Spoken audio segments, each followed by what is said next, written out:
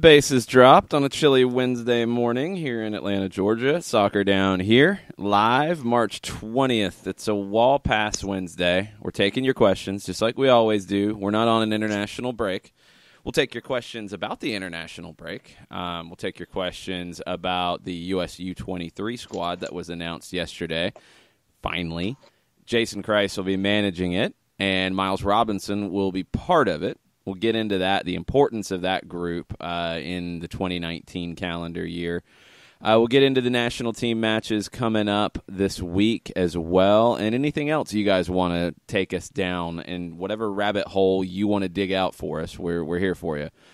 Tweet at us at Soccer Down Here with your Wall Pass Wednesday questions. Let's start here, John. It's an international break. I think different countries have different reactions to the international break. In the past, I think it was a bigger deal in MLS because the national team was a bigger deal. I mean, I can tell you when MLS first started, and even before that, the national team matches were your big American soccer matches, period. That's what it was. Even in the early days of MLS, that's what it was. When the national team played, everything stopped. Now, not so much. And it's not just because they didn't qualify for the last World Cup. This was happening before that. A lot of it, I think, is before we didn't have the depth of coverage, the depth of discussion, the depth of quality in MLS and the USL Championship and all the other things going on across the country in the sport. Now you do, and the national team isn't that focal point for soccer in the United States anymore. It used to be, I think it still can be at certain times, like in a World Cup, but in general, there's so much else going on that the international break, I think the reaction to it is starting to be more like it is in England, where people don't like it, as opposed to in the past where everybody celebrated the national team having an opportunity to play. Well, think about it. When you mentioned the championship, we've got League One coming up in a little over a week's time. 5 years ago, we didn't have all of these teams and all of these markets that were, yes, and I'm going to go ahead and use air quotes, 3 minutes into the show on this International Day of Happiness. Yep, air quotes. Where it was just something and you're just sitting there going, okay, great, fine, it's there. In the atypical soccer market, closed air quotes. But think about, let's just take it from the USL Championship with the time that we get to spend with the twos. You're in Albuquerque now. You're in El Paso now. In League One, you're in Greenville. You're in Statesboro. You're in Chattanooga in League One. 36 teams in the USL Championship, another 10 and growing in League One, plus all of the markets that you have with Major League Soccer now. There are a lot of places, whether it's where the team is located or the footprint, where the fans are engaged in their local product. And to have all of these different pockets that didn't exist 5 years ago now overlapping one another and engulfing the sport, I think that you have a lot more markets and a lot more teams and a lot more fans and a lot more players who are in these places where you're focused on your local product and the success of your team. Yes, in the past and still today, the United States national team is your team. It is our team from a U.S. perspective. But you have all of these different places now with all of these different leagues and all these different teams and all these players making inroads and making that impact in the community where you're sitting there and you're engaged in what's going on. Atlanta United, that's the current It's just the hometown example for us here at SDH HQ.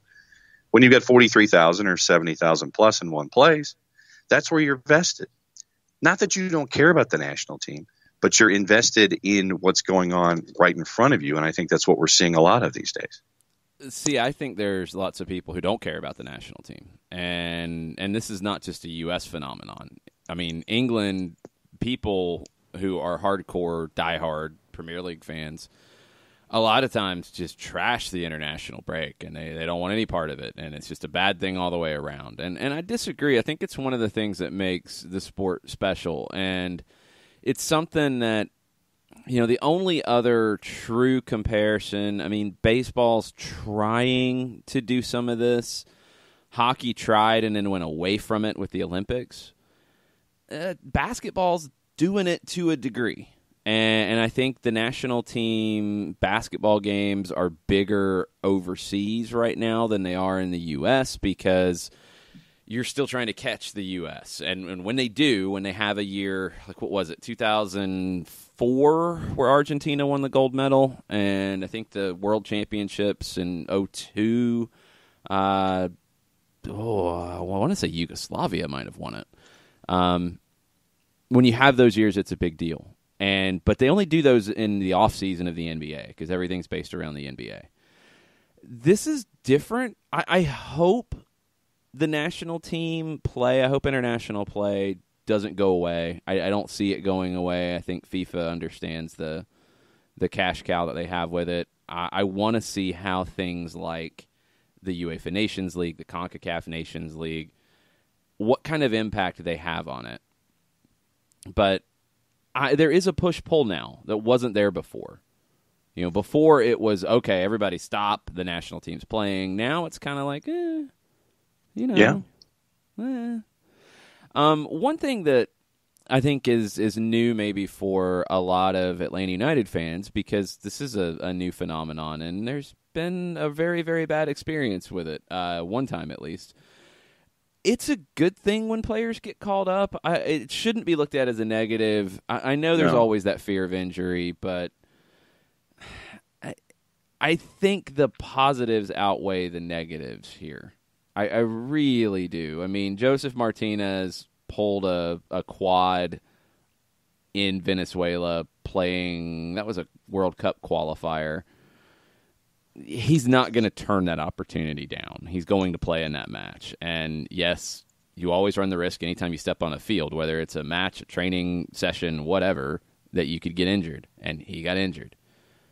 But I think the national team action is one thing that's helped Atlanta United really put its name on the map, especially in South America, where, from early on, you had Miguel Almiron with Paraguay, you had Joseph with Venezuela, you had Carlos Carmona with Chile.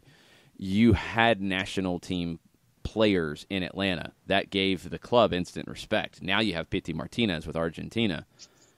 That's a big deal. I mean, just a picture that goes out yesterday from Argentina's official accounts of Lionel Messi and Pity Martinez having a chat. That's a good thing for Atlanta United and for the brand. Mm-hmm. It's only going to help. I hate to see the negativity around some of the call-ups, and we had a few more yesterday on the youth side. The Miles Robinson call-up finally happens as the U.S. Soccer Federation announces their U23 program. We'll get into why that's a big deal here in a minute, but he gets the call-up. Ezequiel Barco gets called back into Argentina's U20s. He was going to play in their South American Championship. Had the slight injury. He was pulled out and replaced. Now he's going back in. He was looked at as an impact player with that group going into that championship in January. I would expect he's still looked at in the same way. Andrew Carlton with the U.S. U20s we already knew, and Wesley Decas from Honduras with ATL UTD2 was called into their U20 squad. These are all really good things, and I think for Atlanta United to have so many players called up to full and youth national teams, it's a statement, and it's a good thing for the league, and it's a good thing that we'll be following. We'll keep you updated on how these guys go. We'll give you the rundown on what the schedule looks like for each of them going forward.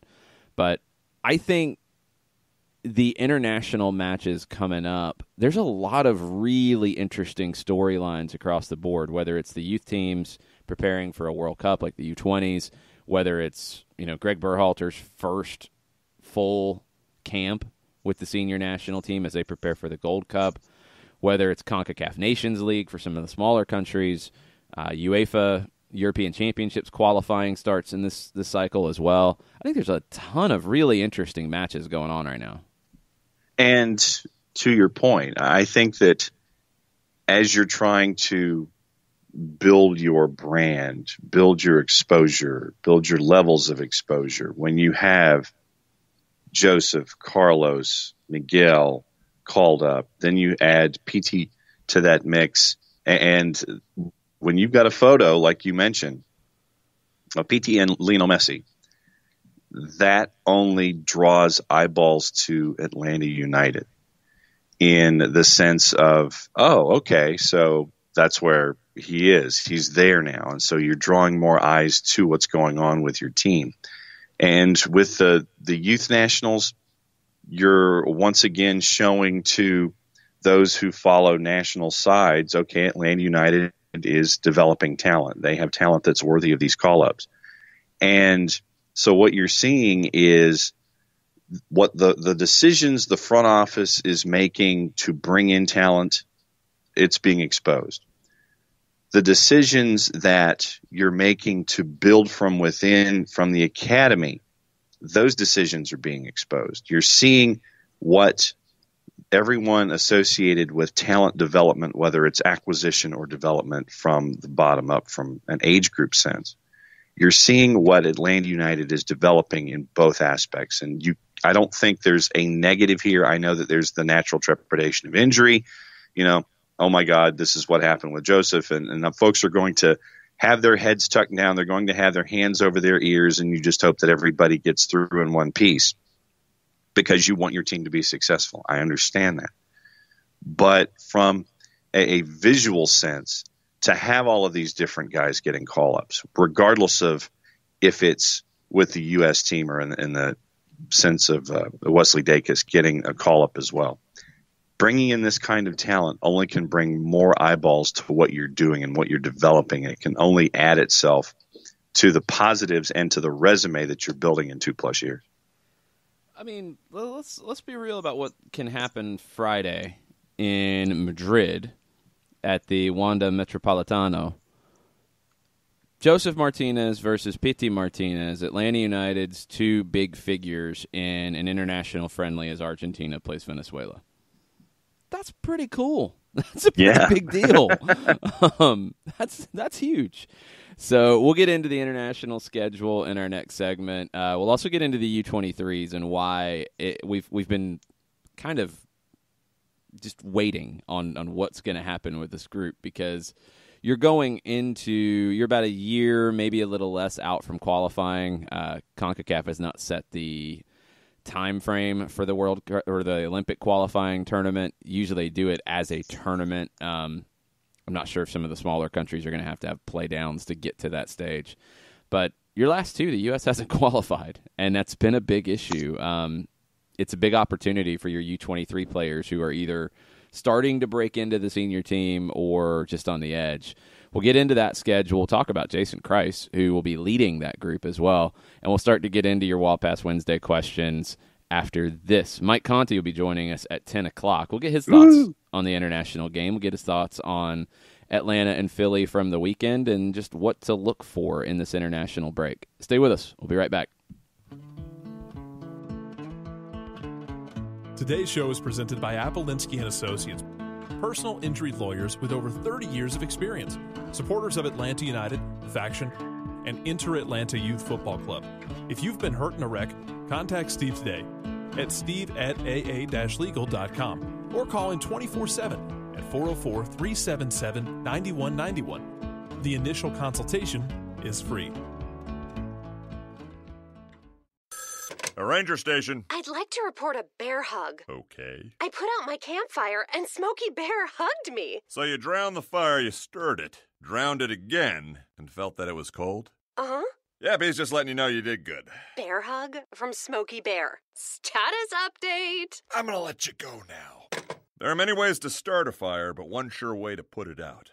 Learn how you can do your part at SmokeyBear.com. Sponsored by the U.S. Forest Service Ad Council and your state forester. We know that every driver is different, and a one-size policy does not fit all. That's why Country Financial offers a variety of discounts, so you get the coverage you need and the savings you deserve. From good driver to good student, multi-policy to multi-car, we've got a discount to suit every driver. Call Jason Wright at 678-568-6871 today to see what you could save. On Facebook at Jason Wright Agency or by phone at 678-568-6871. Discounts vary by state. Policies issued by Country Mutual Insurance Company, Country Preferred Insurance Company, or Country Casualty Insurance Company, Bloomington, Illinois.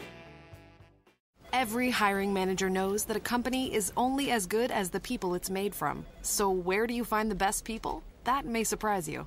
Meet the grads of life. Young adults of unique determination and experience. An ideal fit for your company in an entry-level position, internship, or even mentorship. They might not have every qualification you typically look for, but they're exactly who your company needs. This is talent worth knowing about. Go to gradsoflife.org to learn how to find, cultivate, and train this great pool of untapped talent. Brought to you by the Ad Council and gradsoflife.org. Welcome back. Soccer Down here, March 20th, Wall Pass Wednesday. National teams getting ready for action. You have the U20s, the U23s, and the senior national team for the U.S. playing this week. The senior team plays first tomorrow night, 7 o'clock from Orlando against Ecuador. What are you looking for in this one, John?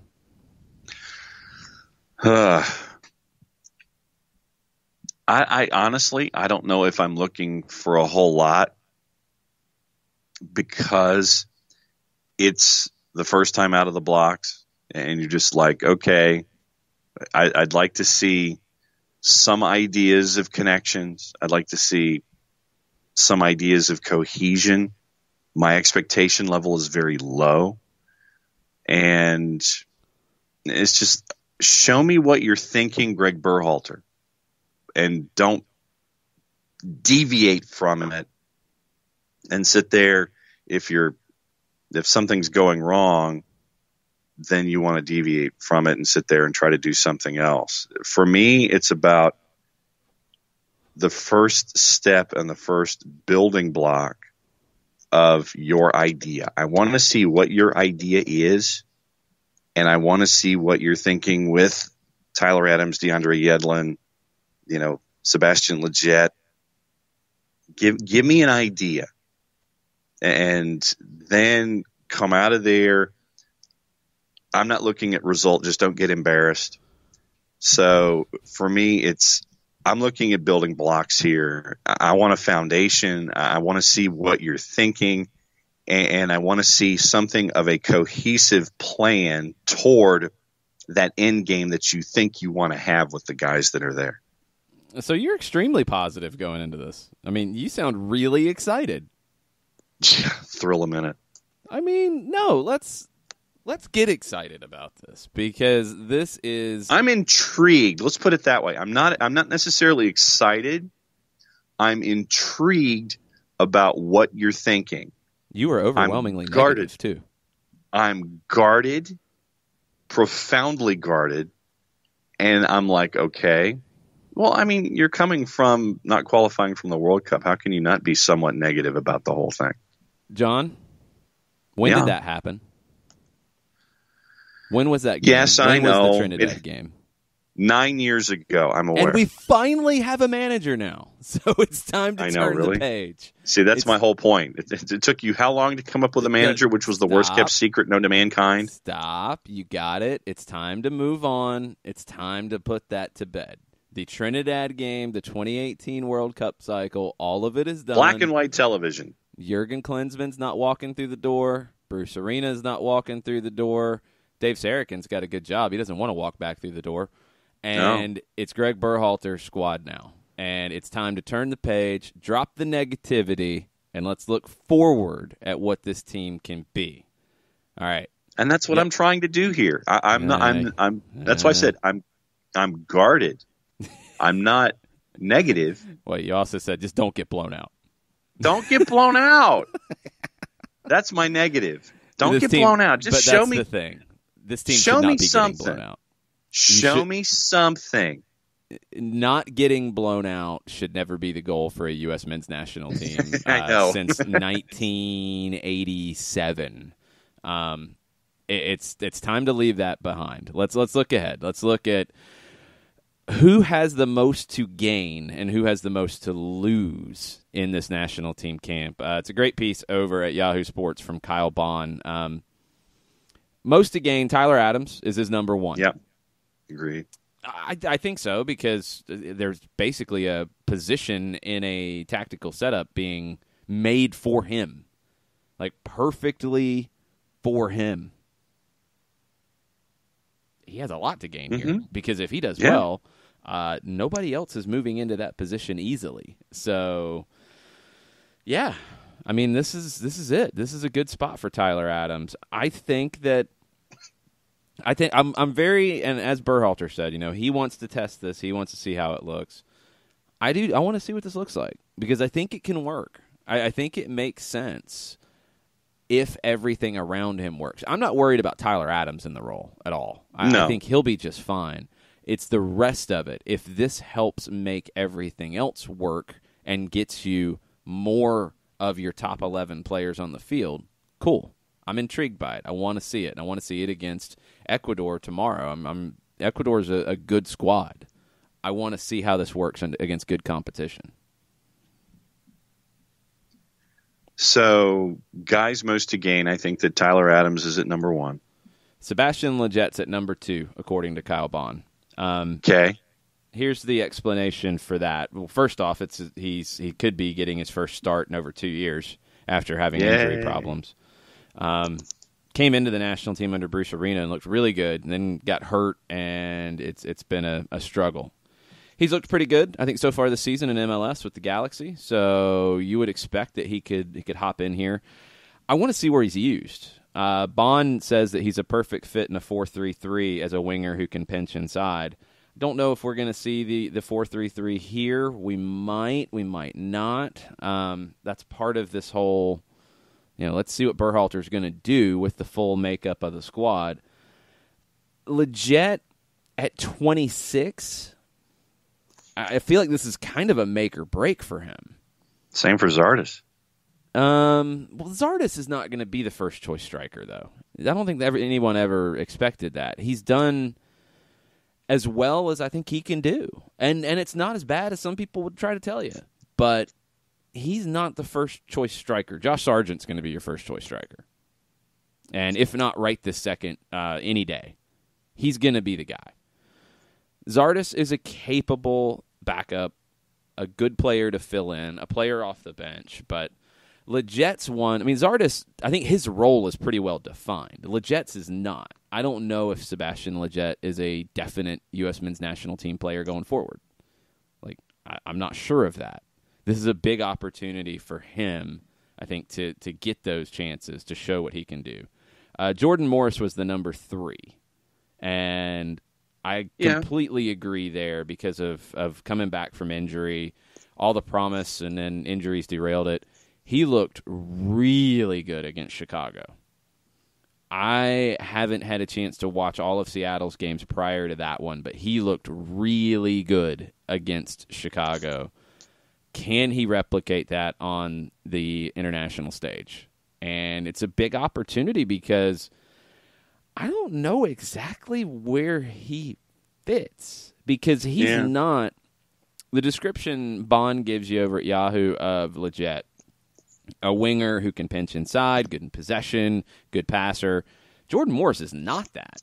He's not going to be the striker because, again, I think that's going to be Josh Sargent. Tim Weah might have something to say about it as well. Tim Weah is going to have something to say about playing on the wing. If Morris is on the wing, he's a very different kind of winger than Sebastian Leggett. Is that going to work for what Greg Berhalter wants to do? Morris has to show something here. He looks like he's in good form, but he needs a good camp, I think, to stay in the mix. No doubt. And you know that with the start that he's had, in MLS this season, you know that he's going to want to hit the ground running and try to sit there and make that impression. I just hope that he doesn't try too hard, if you know what I'm getting at. Because you sit there and, all right, you have this opportunity, then you push and press, and then it ends up you don't end up doing what you think you want to do organically. So what I'm hoping for is that, yes, he gets the opportunity to show what he's been able to do, but I hope that he doesn't try too hard to where he takes himself out of what he wants to do. Most to lose in this camp. Tim Ream is number 1, and yeah, I would agree with that. If he does not perform, he's kind of at that point where he has to keep performing at a high level to stay in the mix. I think there are other defenders coming through that are going to push him out, really regardless of where he's at. Hasn't had a great year with Fulham. It feels like his national team days are starting to slide away. And you're 31 now? Yes. Add 3. Yeah, and there's 34-year-old defenders who play at the World Cup. It does happen, but not with the talent that's coming, and not unless you're in absolutely tip-top form. And Ream hasn't been in form this year, so we'll have to see. I don't think, even after a great year last year with Fulham to help get them promoted, I don't think he's going to be there in the long haul. And I think for him, he's got to hold on to his spot to get to the Gold Cup. I don't know if that's a guarantee at this stage. Number 2 on most to lose is DeAndre Yedlin. And we've talked about the Tyler Adams side of moving him to right back, and we mentioned Yedlin yesterday. We didn't really get into it in great detail. Kyle Bond comes at it at Yahoo from the perspective that if Tyler Adams has a good camp, that's going to hurt Yedlin. I think Yedlin has an opportunity to show what he can do, but I don't see him as a starter on the wing in this team at all. I think what he needs to show is that he's a player who can come in and give you a spark off the bench, whether it is at a right back role if you move pieces around and you want your right back to be flying forward and you're taking chances, or on the right wing with his electric speed. I think that's what he's got to show here, because I don't see him as a starter in this group, not the way Berhalter wants to play. No, and for me, this was the yin and yang of the Tyler Adams idea, is that it impacts what we're used to seeing from Yedlin. And I think that the better Tyler Adams performs in this idea, the more that it impacts Yedlin and A, where he is, and B, what we see of him. So that's my metronome when it comes to this particular idea that Berhalter has. So the better Adams does, the less we know what Yedlin's going to be and what he's going to do, and vice versa. Jossie Zardes is the number 3, and he hasn't had a national team goal since 2016, 1 assist. They've pushed him out wide a lot, and he's not a wide player. If he's not being considered a striker with the national team, he's not a national team player. I don't think that's possible. 27 years old. You know, this is a little bit of a make or break for him, but I think it's to be an option off the bench or to be second or third choice. I don't think he's the starter going forward. I do think it's going to be Josh Sargent, and I'd be surprised if it's not Josh Sargent in the Gold Cup. Sargent's with the U23s, and we'll get into that in a second. Zardes, I mean, you have to keep scoring goals if you want to keep getting called up and you want to keep staying in this mix, because there's other guys who are going to push you. I mean, look at the group that's here. You do have Jordan Morris who can play up there. You have Christian Ramirez. He's fighting for time with LAFC. You have other players that are going to be coming through, like a Tim Weah as well, who I would love to see as a number 9. Zardes really needs a couple of good games here. And it's the point that we keep making, is that with all of the talent coming up from the U's, the players who are already a part of the national team, they're going to have to show it that much more, knowing that all these guys are coming from behind. And I mean that in an age sense, not from just what's there. But I think that you look at just what's coming behind you. And I know that a lot of guys are looking over their shoulders at all of the youth that's coming up through the system and all the U23s and U20s and things like that. So for me, that's why I thought that Zardes would be one of those guys that is in a make or break. You're going to have to continue to perform in league. And then when you're called upon, you've got to do what they ask you to do. And I think that really when it comes to Zardes, I think that it's going to be off the bench and bring that 20 or 30 minutes of running around with a tired team defensively. But he still has to show up and perform for him to even get that kind of a look. I think another one with a lot to gain is Ethan Horvath. With Zach Steffen out, and you would assume that Berhalter prefers Steffen from having worked with him with the crew, that Horvath, Sean Johnson, and Jesse Gonzalez are your three goalkeepers here. I think Horvath has the opportunity to establish himself as the definite number two, because I don't know who that is at the moment.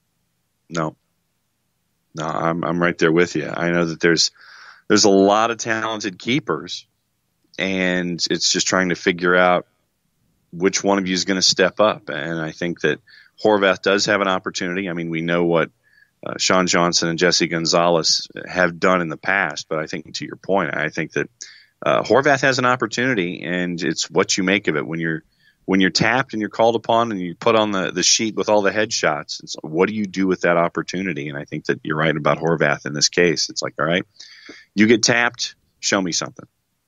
I mean, let's look at the two squads. Let's look at the U23s as well. Goalkeeper, Zach Steffen did not come in because of the injury. You have Horvath, Sean Johnson, Jesse Gonzalez with the senior team. You have Jonathan Klinsmann, JT Marcinkowski with the U23s. So you've got two goalkeepers in Europe, three from MLS that are in this group. Klinsmann at Hertha Berlin is one to keep an eye on. I don't think he's quite ready for the senior team yet to displace Horvath or Sean Johnson. Gonzalez is a little more, I think, to see where he's at this level. I'm not 100% sure he's there. Johnson has been around it for a long time. I think you do have, again, Brad Gazan, Bill Hamid. They can argue about who's better off to the side. I think both are still in that mix. You got a lot of goalkeepers, and it's really not a clear number two at this point, so Horvath has an opportunity. Defenders, I want to see what the back line looks like. So if Tyler Adams is on the right side, what's the rest? You have, in the senior camp this time around, John Brooks, Omar Gonzalez, Aaron Long, Matt Miazga, Tim Ream as your central defenders. You have Nick Lima and DeAndre Yedlin as your right-sided guys. You have Daniel Lovitz on the left. Now, to me, with only one true left-sided defender in the mix, what that tells you, I think, is that follow along from the Tyler Adams right back, and it's not really a right back and how that's going to work. I think you're going to have one of your central defenders likely slide over to the left when you're defending in a deeper block to give you the effect of a four-man back line. Or you're going to have Daniel Lovitz play on the left but pinch inside as a guy who can kind of give you, both looks as needed. I'm intrigued to see how that side works. I think the Adams side, I get it. I've seen it. I understand it. I know what they're trying to do. The other side, out of Brooks, Gonzalez, Long, Miazga, Ream, I think the only one who's really suited to be a center back that can slide over to the left when you get into a line of four is Ream. And I worry about him in a wider position getting exposed. I want to see, in terms of guys who have a lot to gain here, I think Daniel Lovitz has a lot to gain because he's a guy who no one really considered for this type of opportunity.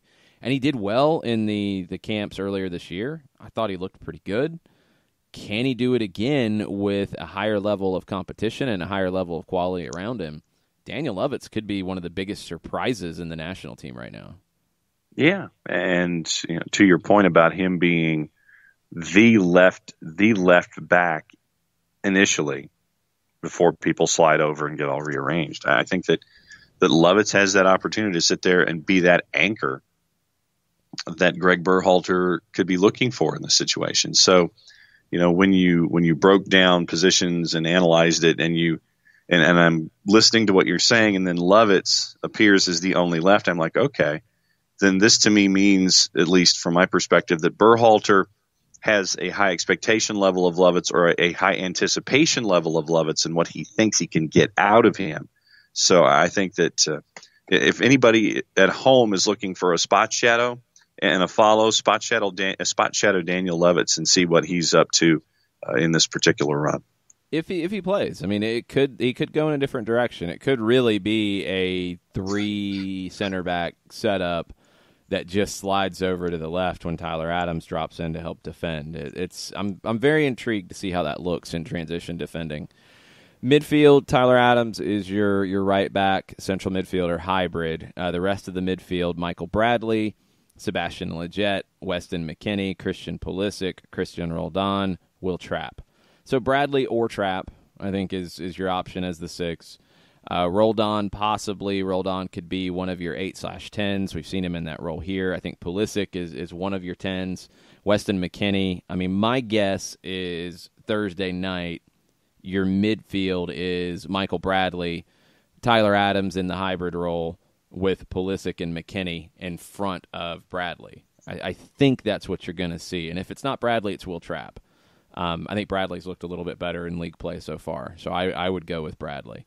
Your forwards, and some of these are slash wingers because in this shape it's a little hard to define.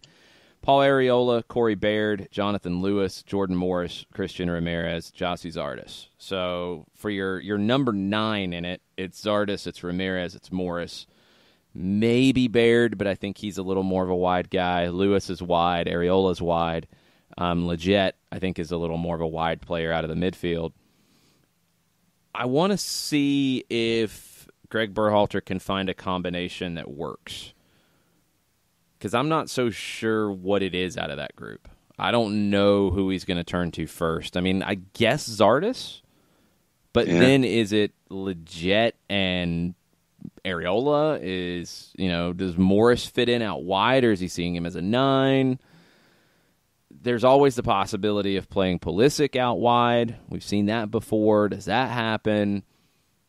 I don't know what the front 4 or 5 of this team looks like. 2 questions for you. Okay. Let me go back to midfielders first. Do you see Bradley starting in one and Will Trapp starting in the other? Could be. Yeah, it could be. I mean, Will Trapp's a guy that Berhalter knows extremely well, so not exactly a shock to see him here, and I think he has the opportunity to do it. You need to see it at this level on a more consistent basis. I think he's looked good at times. He's looked a little off the pace at times. We'll have to see. Then with the forwards, I know that we're still kind of wondering what the idea is going to be up top. But one guy, I mean, we discussed Jordan Morris, and we've kind of gone over the others, but there are 2 guys that I'm looking at in these 2 matches, and I don't know how much run they're going to get, but I'm intrigued with the selection. Corey Baird and Christian Ramirez. Ramirez, I think, he's a little more obvious as to what he's going to be and what he's going to do. I think he's a 9. Can he be dynamic enough at this level? That's maybe my question. Baird, he's played as a 9. He's also played out wide in a 3 front. I really like the energy he brings. I think he's a more creative player than he gets credit for. I don't know if he's ready for this level yet, but he surprised me in MLS last year. He surprised me with his national team opportunities in the earlier camp this year. He definitely deserved the call-up. And now it's, can he fit in with the next level? And that's the question. And that was why I wanted to ask about those 2, because we've seen Arriola up close. We've seen what Jonathan Lewis can be. We talked about Jordan Morris. We talked about Zardes. And so that, for me, left the discussion about Baird and Ramirez as a part of this group, and that's why I wanted to bring that up. Well, go tell Dome Tarrant what Jonathan Lewis can be, because he hasn't necessarily seen it on a regular basis. You look at the U23s, and you've got a lot of central midfielders, not quite as much depth out on the wing. With the U23s, you've got Derek Jones, Cam Lindley, Jordy Mihailovic, who's been with the senior team recently, Keaton Parks, who's got a little bit of experience with the senior team, Eric Williamson from Portland, Jackson Ewell, and up top it's Jeremy Abobasi, Josh Perez from LAFC, Emmanuel Sabi from Hobro Ike, Josh Sargent, we know Josh Sargent, Tim Weah, we know Tim Weah, Haji Wright at Schalke. So for your number 9s, I mean, you've got Zardes, you've got Ramirez, you've got maybe Morris unless you're going to put him wide, you've got Sargent, you've got Weah, you've got Haji Wright that are all in the mix at the moment. It's a lot of competition. How much fun does that group sound like just to watch, knowing that that's coming through the pipeline? This is going to be a fun team to watch. But all that's great. How many times around the world have we seen the golden generation that doesn't come together? Air quotes. It happens. Remember, England for a decade could not figure out how to play Gerrard and Lampard together in the midfield, and they just muddled along and had a great generation of talent that could never come together. I mean, on paper, those teams probably more talented than the one we saw in the last World Cup, but which one was more successful? It's not always easy just because you have talent. You've got to find the right mix, and you've got to have them in the right setup to work, and that's Greg Berhalter's job now. Now it really starts to pick up, and we'll see if Berhalter, I mean, we're not going to know if he's the right choice after these 2 games, but we're going to have some answers and probably some more questions as we get through these and then look ahead to the Gold Cup, because these are your only 2 games ahead of Gold Cup prep where you're deep into it and you've got a roster all but done and you're going straight into the Gold Cup this summer where it's final or bust.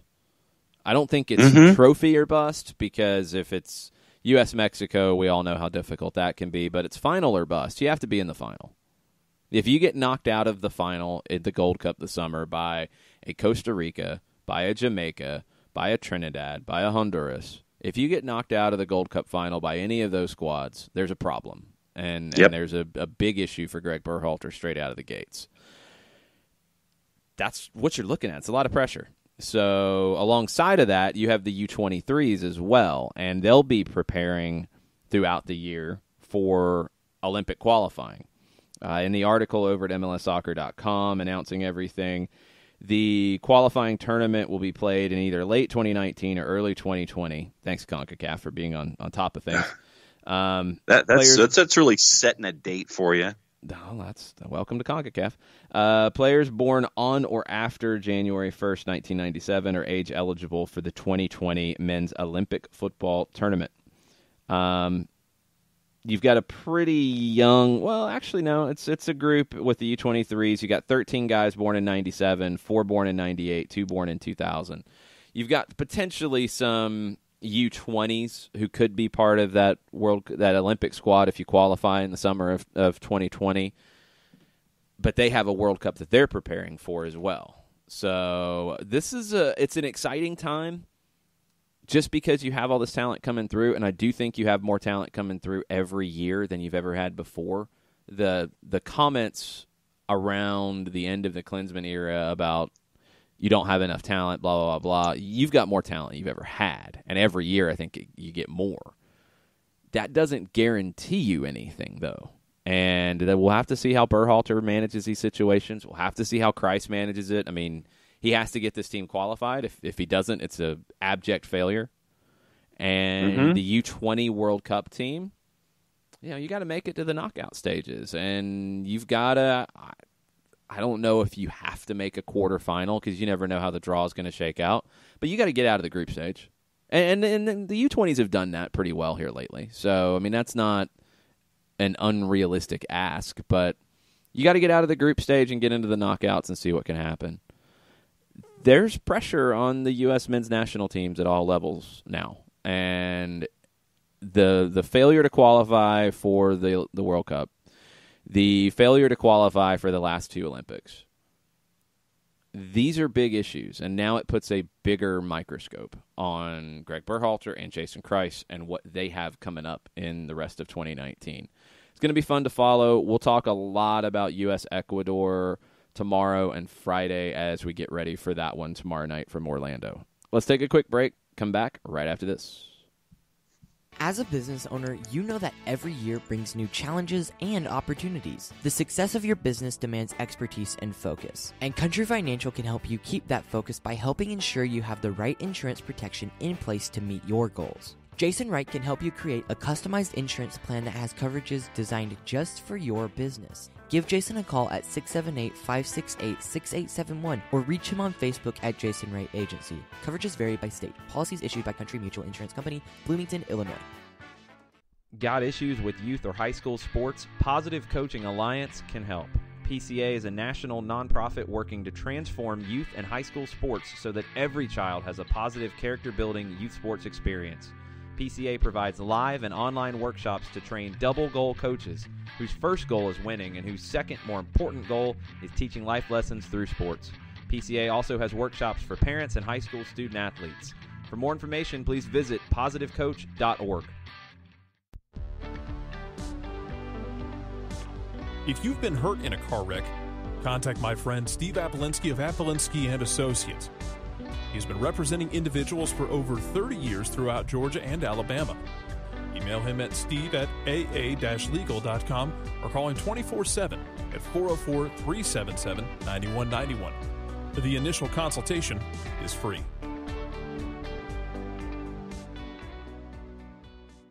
I adopted Bento in 2010 from a shelter. This cat makes me make art. He's always motivating me to draw pictures of him. He just is motivating artistically. He's my best friend, but a lot of people know him as Keyboard Cat. Keyboard Cat, YouTube star and shelter pet. Amazing adoption stories start in shelters. Start yours today. Visit theshelterpetproject.org to find a pet near you. Brought to you by Maddie's Fund, the Humane Society of the United States, and the Ad Council.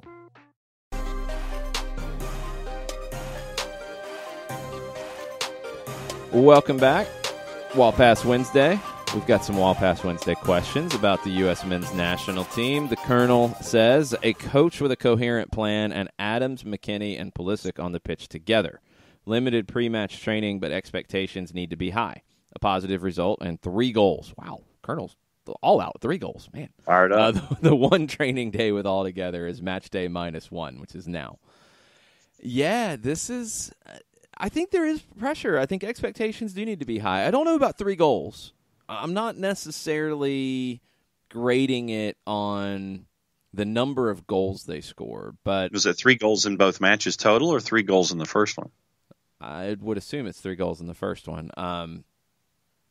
Look, I'm not worried about that. I want to see a team that has an understanding of how they want to play. I think that coherent plan is key here. I want to see a team that has some balance. I want to see a team that has the ability to go forward, but also the ability to defend. I want to see how Pulisic, McKinney come together. If it's Bradley or if it's Trapp behind him, how Tyler Adams fits into it. I mean, it seems like a role that's already made for him. Is that going to work? And then what else? I mean, somebody else is going to have to help that group. Is it Zardes? Is it Ramirez surprising everybody? Is it Jordan Morris surprising everyone? Yep. Is it a Paul Arriola stepping up? I want to see who else contributes. And I do want to see the back line. I want to see what it looks like here, because Omar Gonzalez has had a horrible year in Mexico. John Brooks has been very inconsistent at times. You know, Matt Miazga, same. Aaron Long, I think, has been your steadiest of your center backs. I want to see him with the first choice group. I don't know who you pair him with, and that's a big issue as well. So I definitely have high expectations for this, and I think there is pressure on this. It's not about scoring 3 goals, but more in the way that they look. I think we all are looking for something here to feel good about going forward with the national team. Yeah, and to the Colonel's point, I want to see something resembling cohesion. I want to see an idea. I'm not as optimistic, obviously, when it comes to output. Show me chances. Show me working toward the net. If you put it in the back of the net, great. But for me, show me you've got an idea. Show me you've got a plan. Show me some idea of cohesion. If the Tyler Adams drifting role is going to work. So, while my expectations obviously are very high, first time out of the blocks, I'm not expecting a whole lot. Playing the role of Debbie Downer this morning, Nathan Pugh. March international breaks. Too much unimportant footy. Well, you always play the role of Debbie Downer. That's nothing new. Nathan says, too much unimportant footy. Sorry, I just don't really care. You have, and these are some of the games to look to, you have a lot of friendlies. Yeah, you have friendlies with the CONCACAF teams and South American teams. You also have some important games for some of the smaller CONCACAF teams. But you also have England, Czech Republic on Friday in a Euro Championships qualifier. You have a big one on, I think it's Saturday, maybe Sunday. The Netherlands and Germany. That'll be a fun one. I'm looking forward to that. I'm looking forward to Argentina, Venezuela. I mean, you have a Venezuelan team that is the best they've ever had. And you have an Argentina squad that is trying to win the Copa America this summer in Brazil, which is always a big deal for them. There's some interesting games. So, Nathan, I'm going to say not all unimportant footy, but the March break, in some years, you get a lot of that. I still think there's a lot of storylines here to dig into. Yeah, and for me, that's what I'm checking into. I'm checking into not necessarily the matches themselves, but I'm looking at subplots and things that can carry a game other than just the names of the marquee. I'm laughing at Tofka being a lawyer again. Question. Oh? How does FIFA have any authority to limit the age eligibility for Olympic competition? It's a partnership between FIFA and the IOC. So I know you're wanting to go down roads and do things. Don't waste your time. You would not have FIFA. It's just like basketball. FIBA, the Basketball International Authority, is like the 2004 Summer Olympics. Well, everything. I mean, it's not unique sports to team sports. Every sport in the Olympics is governed by that sport's international governing body. Right. The hockey situation. I mean, you could speak to that better than I could about IHF. Negotiating with the NHL to have players and all that. Good luck on that. Look, you're never going to have the Olympics, and Tofka. I mean, I don't know if you're being funny here or trying to find a loophole, but you're never going to have the Olympics at the men's level have senior national teams because it would diminish the World Cup, and FIFA's never going to allow that ever. Never, ever, ever. The women's side, they do allow it, and I wonder, with the growth of the FIFA Women's World Cup, if they might go to a U23 competition at the Women's Olympics soccer tournament, and maybe they do down the road. I think right now there is a benefit to the women's game overall to have the 8 best women's teams at the Olympics. It's kind of a bonus opportunity for them. On the men's side, it's never happening. You're never going to have it. You do in qualifying. It's a U23 qualifying tournament. You don't get overage players. At the Olympics, you can have 3 overage players. That was the compromise that FIFA and the IOC had to give a little extra spice to the Olympic tournament. But the Olympic tournament's a pretty big deal for a lot of countries. Nigeria still looks at their team in '96 as their dream team. There's fond memories of, I think it was Argentina in 2004 that won the gold medal and how important that was. It does happen. I think Lionel Messi went to the 2008 Olympics, and it was a big part of when Pep Guardiola was taking over at Barcelona. The club didn't want to let him go because you didn't have to let him go for the Olympics. And Pep realized that, hey, if I want to get Lionel Messi on my side and make him happy, he wants to do this, and we're going to let him do it, and it's going to be good in the long run for everybody, and it was. So it's the Olympic tournament on the men's side is an interesting one. It's a huge opportunity for the U.S., and they have to qualify. No questions asked. They have to qualify this time around. Let's take our final break of hour number 1, come back and wrap it up, and then we'll have Mike Conti from 92.9 The Game join us after the break at 10 o'clock. Stay with us. We'll be right back. Today's show is presented by Appolinsky & Associates, personal injury lawyers with over 30 years of experience, supporters of Atlanta United, Faction, and Inter-Atlanta Youth Football Club. If you've been hurt in a wreck, contact Steve today at steve@aa-legal.com or call in 24/7 at 404-377-9191. The initial consultation is free. A ranger station. I'd like to report a bear hug. Okay. I put out my campfire and Smokey Bear hugged me. So you drowned the fire, you stirred it, drowned it again, and felt that it was cold? Uh-huh. Yeah, but he's just letting you know you did good. Bear hug from Smokey Bear. Status update. I'm gonna let you go now.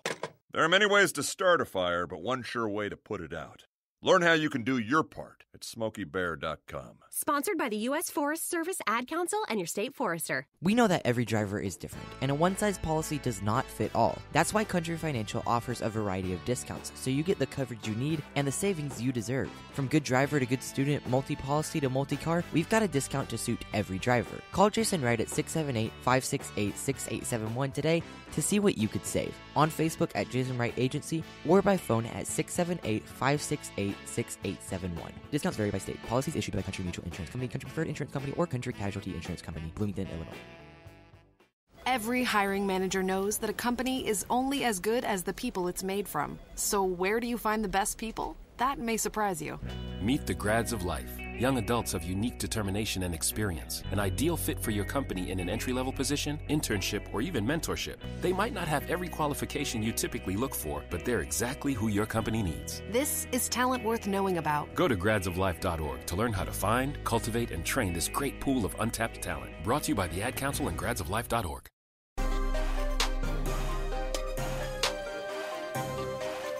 Quick final segment before we close out hour number 1 and make room for Mike Conti to join us at the start of hour number 2. Tafka says he is not pulling lawyer tricks. I disagree, sir. I disagree. Just having fun with you, Tafka. He did have another question about Adams, Pulisic, and McKinney. Have they ever played at the same time for the national team? I don't think so. I don't think they've been in the same team at the senior level. I don't remember them being in the same team at the senior level if they have been. Let's put it that way.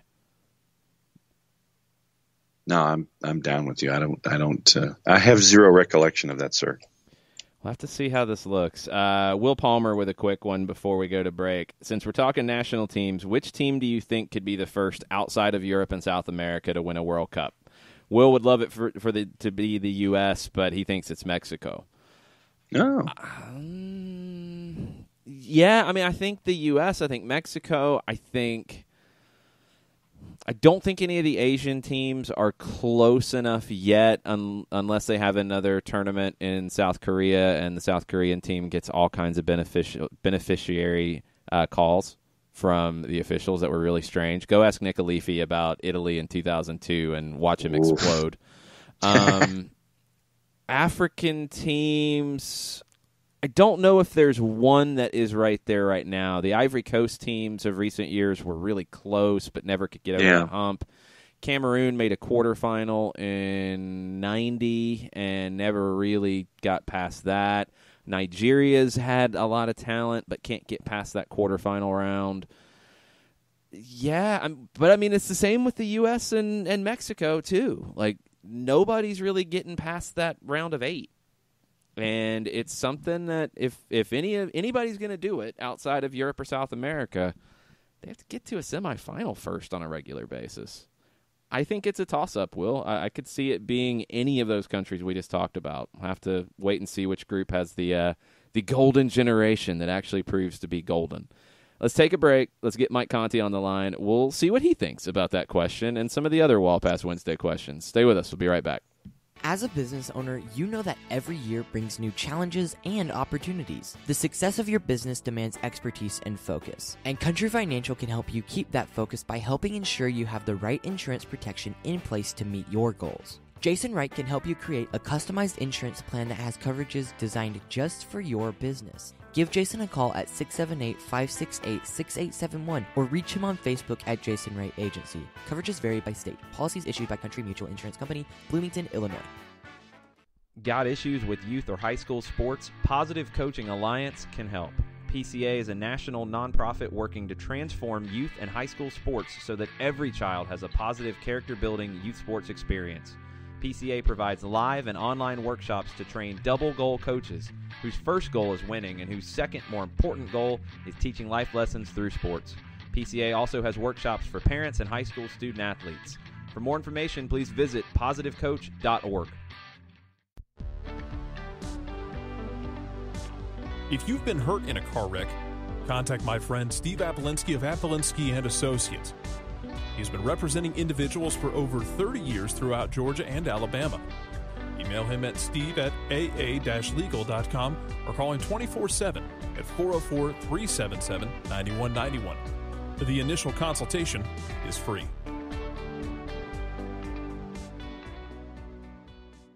I adopted Bento in 2010 from a shelter. This cat makes me make art. He's always motivating me to draw pictures of him. He just is motivating artistically. He's my best friend, but a lot of people know him as Keyboard Cat. Keyboard Cat, YouTube star and shelter pet. Amazing adoption stories start in shelters. Start yours today. Visit theshelterpetproject.org to find a pet near you. Brought to you by Maddie's Fund, the Humane Society of the United States, and the Ad Council. You're listening to Soccer Down Here daily on SDH Networks, a division of OSG Sports. Find us at Soccer Down Here on Facebook and Twitter. The time is now the top of the hour. Peep, y'all. Welcome back. Hour number 2, Soccer Down Here, Wall Pass Wednesday. Keep sending your questions in on the Twitters at Soccer Down Here. Mike Conti will join us right now to answer some of those questions. What's up, Mike? Hey, guys. How are you? Doing all right. Doing good. We had a question on the floor at the end of hour number 1 about which team do you think would be the first outside of Europe and South America to win a World Cup? Will Palmer, of course, would love it to be the United States, but he thinks it's Mexico. I kind of went through some of the African countries as well that have been close off and on without sustained success. I think it's a toss-up. I mean, what about you? Promise you won't laugh? Go for it. Nah. Japan. Why? I think two things. I think, first of all, they play a system first of all, let me backtrack. I don't think this is imminent, okay? I don't think Japan is going to win in 2020 or 2024. I mean, this is going to take a minute. They can't win in 2020 or 2024 because there aren't World Cups those years. But they won't win in 2022 or 2026.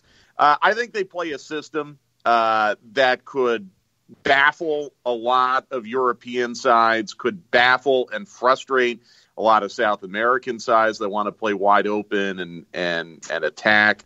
And I think the other thing about Japan, and we've seen it with their women's program, is that their FA will not be afraid to spend to put every available resource into developing a competitive men's national program. And I think the one thing that we can say about, say Japan and their Olympic teams and baseball, their Olympic sports program in general. I mean, you look at what they've done in the Winter Olympics with some of the extreme sports that were very, very unfamiliar to Japan until, maybe 20 years ago. They're a nation that is very technically advanced when it comes to sports, that they would probably introduce some training elements and some analytical things and some technical things. I say technical as far as technology, not technical in a soccer standpoint, that might make them a very, very robust program going forward. But I don't think it's imminent. I do fear that we will have a winner from Asia before we have a winner from North America. I think that's where we're at right now. Unless, something happens in this country where we catch lightning in a bottle and it all comes together. Maybe you make a really good qualifying run in 2021. You go out, maybe you make last 8 in 2022, and then it starts to build from there. But I think we're too far away from it right now. I think what happened 2 years ago was kind of rock bottom, and sometimes you need to touch the bottom to make it back up to the top. But I think we're a long way away from it. Tata Martino might want to argue with your take. I was going to say Mexico. I mean, maybe. I mean, the problem with Mexico is the problem with New York Red Bulls. You know, I mean, they look good. They've got a tremendous assemblage of talent, and they always choke. I can't get past that with Mexico. You know, they go into a lot of World Cups, and you look at their roster, and you look at the draws that they always seem to get. Like Mexico seems to always get the luckiest draw in World Cup, and they can just never put it together. And sometimes, maybe I'm a little too superstitious, but sometimes you just wonder if the trophy's ever going to have their name on it. So now I think hiring Tata was a great first step, an awesome first step. But Mexico needs to show me more in an international tournament other than the Olympics for me to really believe in it. I mean, they've had some great runs in the Olympics. I need to see it in a World Cup. And we haven't seen it in a World Cup in a really long time for them. Well, you know, you could be just maybe a little stitious instead of just superstitious. Right, yeah. Yeah, I mean, look, I think, and this is controversial, and I know probably some of your listeners are going to shout me down for this. It's good for CONCACAF. Rabble. It's good for CONCACAF if Mexico is competitive for a World Cup. It's good for CONCACAF. It will push the rest of the Confederation along. It will make the U.S.-Mexico rivalry better. Last year, it would have been a good thing if Mexico would have done something positive in the World Cup for the rest of CONCACAF. So I'm not one of those that believes that, you know, it's red, white, and blue, stars and stripes, and you can't root for any other team in the Confederation. Obviously, you know, for so many different reasons, I want to see the U.S. men's national team win a World Cup. For so many reasons. It would be one of the great things to happen for this sport as far as growing it in this country, which is something we all want to see. But anything that helps push the U.S. men's national team in that direction is a good thing, too. Mexico being competitive at a World Cup would be one of those things. Let's go back to the weekend and kind of get into your observations from the draw against Philly. Now, we've had a couple days to kind of let things just, you know, ruminate a little bit, but from the 30,000 feet since, what were some of your larger takeaways from the draw that leads into one match in 26 days? Yeah, I mean, I don't feel as negative about this draw as I felt after the Cincinnati match. I think they're trending in the right direction. I keep coming back to something that Frank DeBoer said after the match, and Jason and I were doing the full-time report. We listened to it, and we kind of looked at each other and nodded. Frank DeBoer said, "We're sloppy, but it's because we're tired," paraphrasing.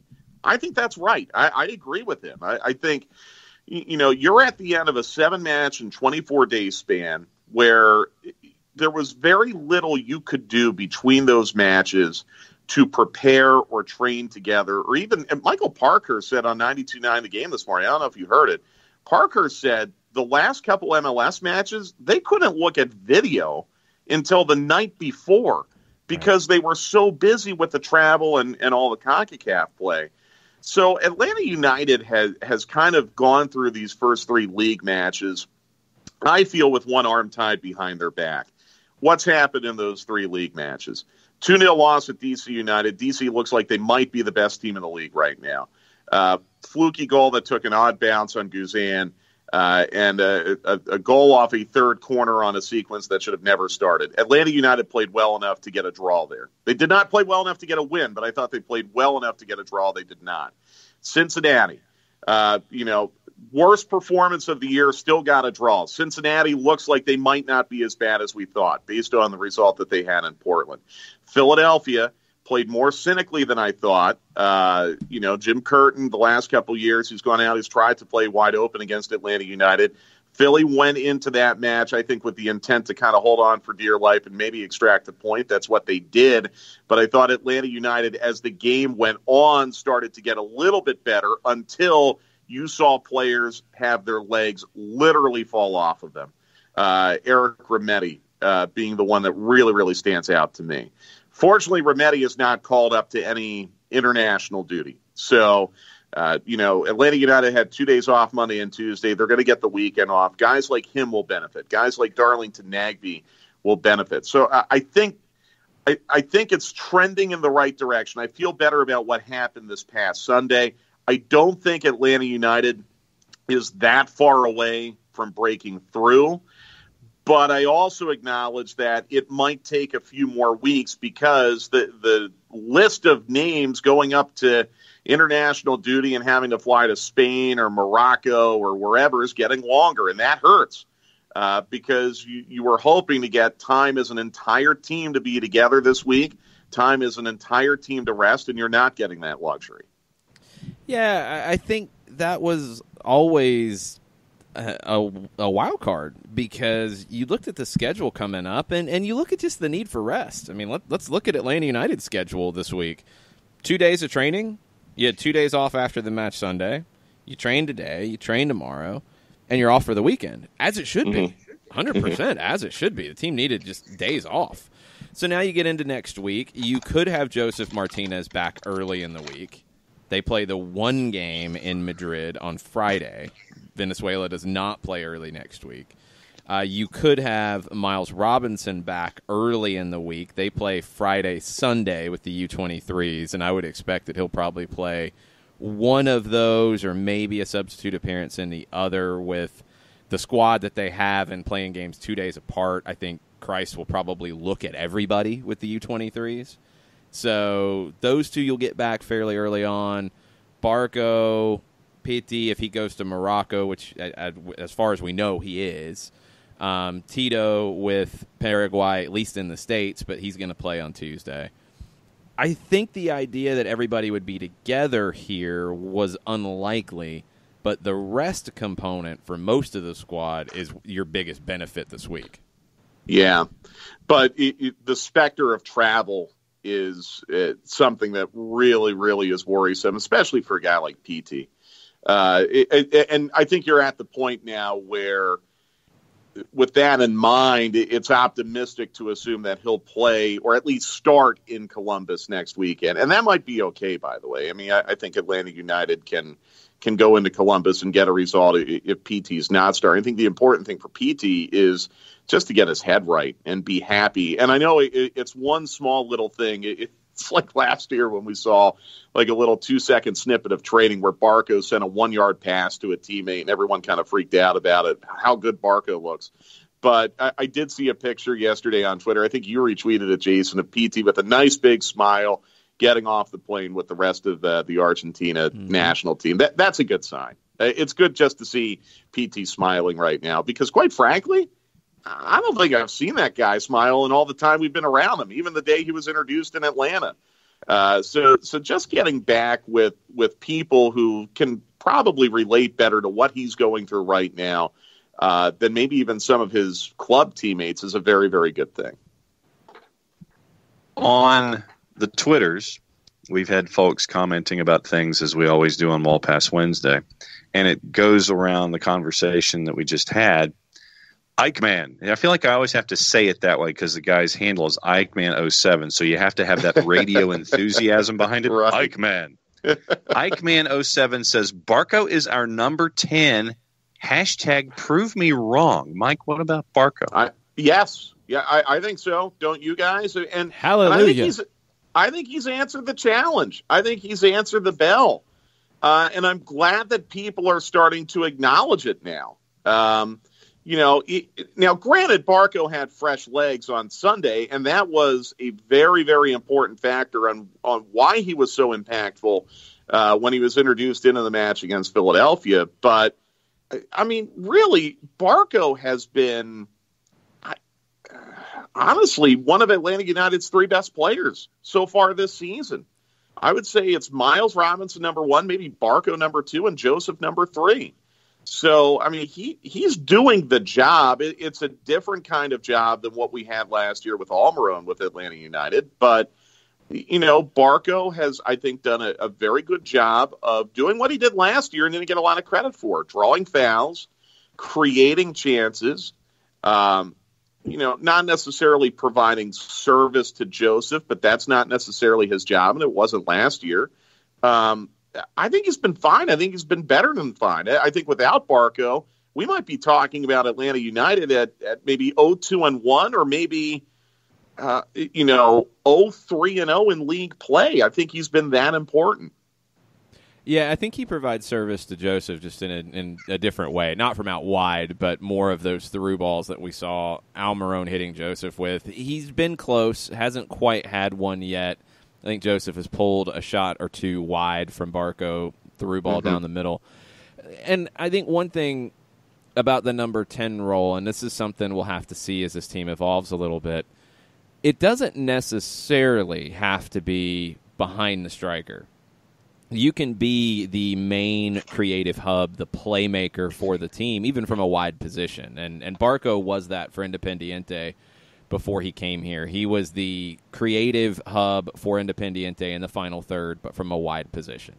If that's what works best, that's what works best. I think Pity Martinez works best on the left, Julian Gressel or Tito Villalba on the right, Ezequiel Barco, and Darlington Nagbe behind Joseph in a 4-3-3, 4-1-4-1, 4-2, whatever you want to call the thing. We know what we're talking about here.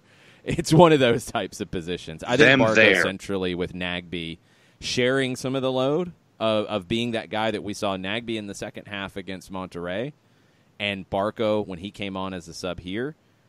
Those two sharing that load with Pitti out wide so he can take people 1v1, with Tito and or Gressel out wide on the right.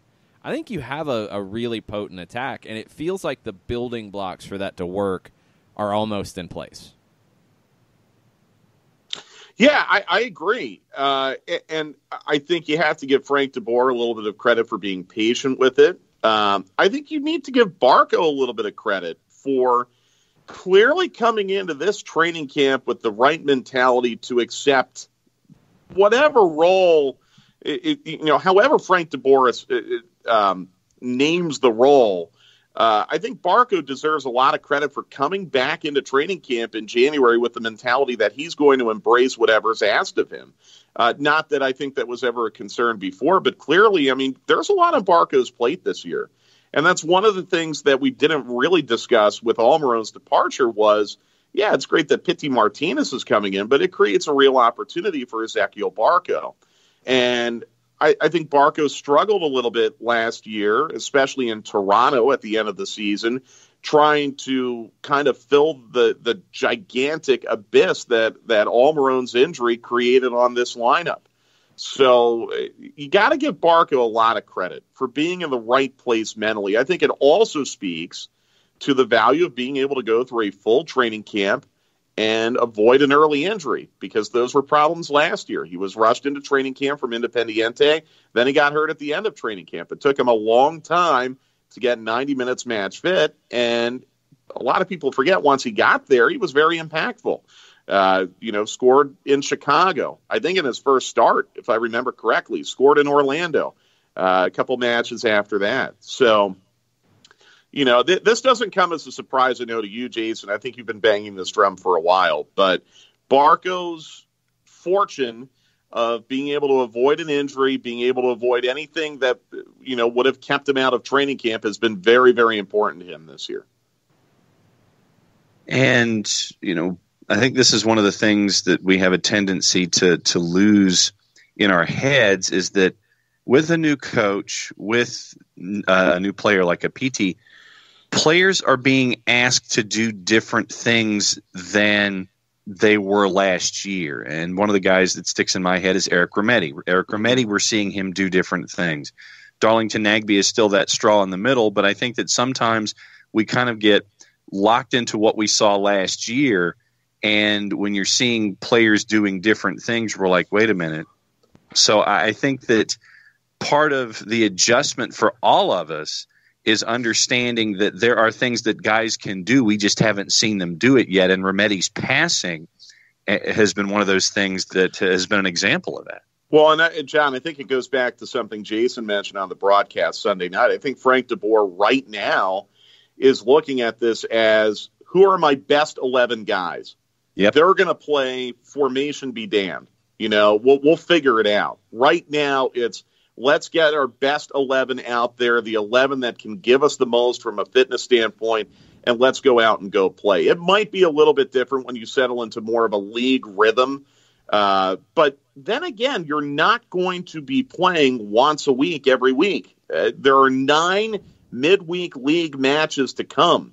So you're going to be in the Sunday, Wednesday, Saturday, or Saturday, Wednesday, Sunday rotation for a while. I think this is kind of what we're going to see. Whatever the formation is, whatever the tactics are, okay, we're going to go out there with our best 11 and let's see what happens. Yeah. It's interesting now looking at what Eichmann wants to see with his lineup. So let's go down this rabbit hole for just a minute before we let you go, Mike.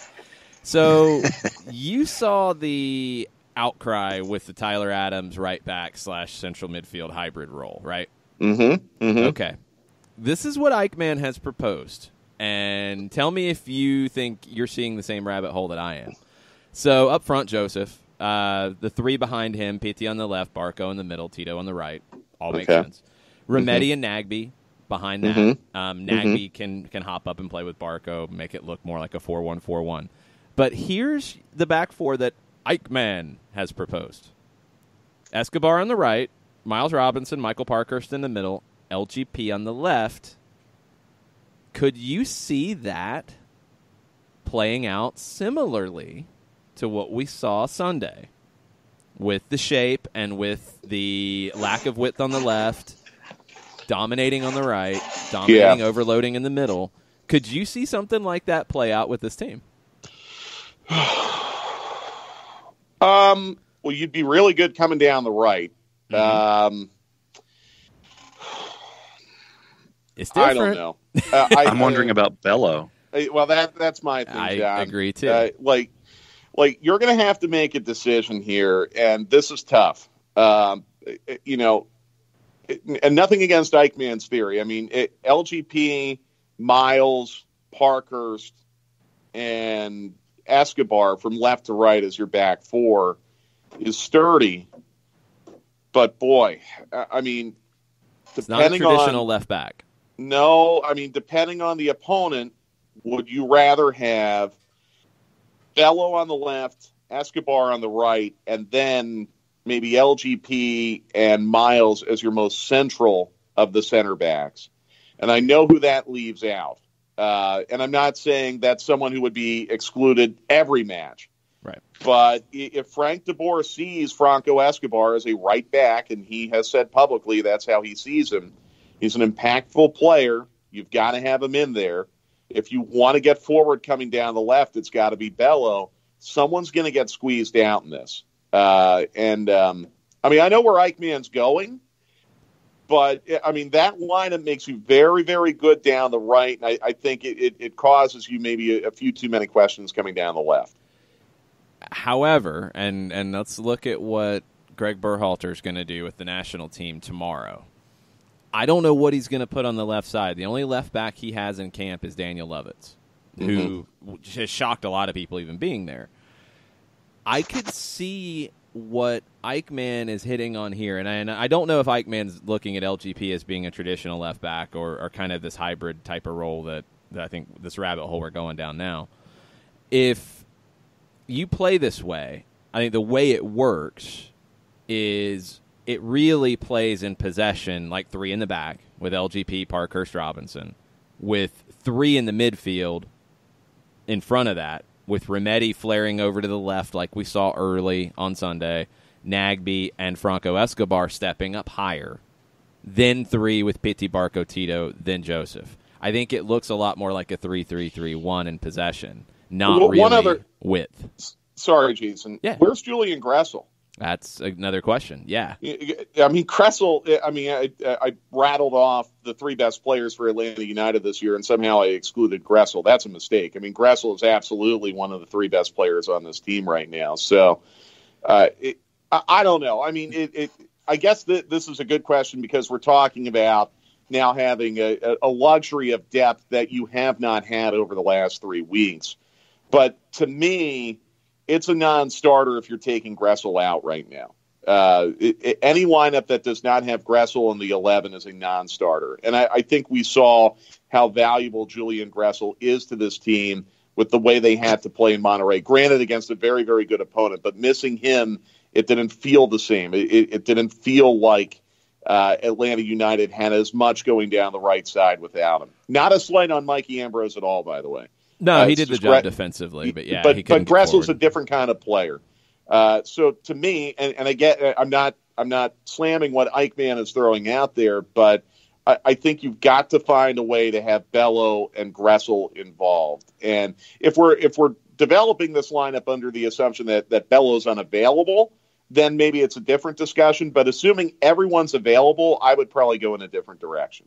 I am going to go ahead and put this out there that I would not be surprised to see this lineup at some point. Not on a regular, because I don't know if you're going to see a lineup. Honestly, I don't know if you're going to see a regular 11 that is consistent week in, week out. I don't know if you're going to see because you got schedule compression and multiple competition. Nope, nothing to do with that. Nothing to do with that, although that does factor in. I think you're going to see a team that changes its shape, changes its lineup based on the shape. Not week to week, but close. Because wait a minute. Well, wait, are you suggesting that Frank de Boer might have some tactical flexibility? I'm shocked. I heard that was not possible. Yes, but we have seen it in full display in these last 2 matches, and I don't think that's the last we're going to see. I think we'll see some lineups that will make you turn your head, and it's down to Frank making the right calls on when he does that and when it's got to work. So I'm expecting more of this, and I'm actually excited about it. I'm really intrigued to see how this can look. And just a real quick thought. I think this is where Frank, as time goes on, he will get a better feel for things like this. And that's something that's a type of managerial chemistry with his team that doesn't happen overnight. And I think we've seen some examples this year where Frank might not feel exactly what his team is giving him. I think as more time goes along, Jason, he will develop that feel, and he'll feel maybe a little bit braver to do some of these things that we're talking about. Yeah, I'm excited about it. I was highly intrigued by what we saw Wednesday in the second half and what we saw Sunday with the lineup changing multiple times. I think all the moves improved the way the team was playing, and that's a good sign. So let's see what happens going forward, but we'll be talking about it on Stoppage Time presented by Aaron's later this afternoon. Excellent on the plug. Facebook page. Ha ha ha. Yes, and I've talked to the Russian hackers. Apparently, they will not be taking down Facebook today at 2 o'clock. So hopefully we'll be live, and we'll be able to do it the traditional way today as opposed to recording it and pushing it out later. Thank you, traditional way of doing Facebook Live. We have no problem with you doing that. We have lunch or dinner at that time. Everything right. Exactly. See you this afternoon, Mike. Thanks. All right, guys. Good talking to you. Be We'll good. take a quick break. We'll come back with more Wall Pass Wednesday right after this. Today's show is presented by Appolinsky & Associates, personal injury lawyers with over 30 years of experience, supporters of Atlanta United, Faction, and Inter-Atlanta Youth Football Club. If you've been hurt in a wreck, contact Steve today at steve@aa-legal.com or call in 24/7 at 404-377-9191. The initial consultation is free. A ranger station. I'd like to report a bear hug. Okay. I put out my campfire and Smokey Bear hugged me. So you drowned the fire, you stirred it, drowned it again, and felt that it was cold? Uh-huh. Yeah, he's just letting you know you did good. Bear hug from Smokey Bear. Status update. I'm gonna let you go now. There are many ways to start a fire, but one sure way to put it out. Learn how you can do your part at SmokeyBear.com. Sponsored by the U.S. Forest Service Ad Council and your state forester. We know that every driver is different, and a one-size policy does not fit all. That's why Country Financial offers a variety of discounts, so you get the coverage you need and the savings you deserve. From good driver to good student, multi-policy to multi-car, we've got a discount to suit every driver. Call Jason Wright at 678-568-6871 today to see what you could save. On Facebook at Jason Wright Agency or by phone at 678-568-6871. Discounts vary by state. Policies issued by Country Mutual Insurance Company, Country Preferred Insurance Company, or Country Casualty Insurance Company, Bloomington, Illinois. Every hiring manager knows that a company is only as good as the people it's made from. So where do you find the best people? That may surprise you.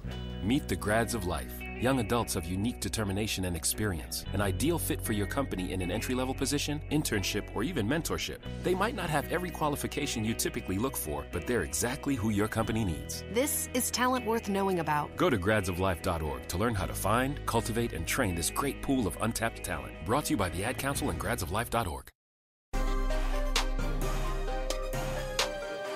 Welcome back. Soccer Down here, Wall Pass Wednesday, March 20th. Thanks again to Mike Conti for hopping on with us and hanging out for a long Wall Pass Wednesday segment. Let's get into our Fantasy League update. The Open League, presented by Jason Wright Agency, is still open. You can join it. Send a DM or a tweet at Jason Wright, Jason Wright, AGEN on Twitter, or send him a message on Facebook as well for the league code. Your top results from the weekend.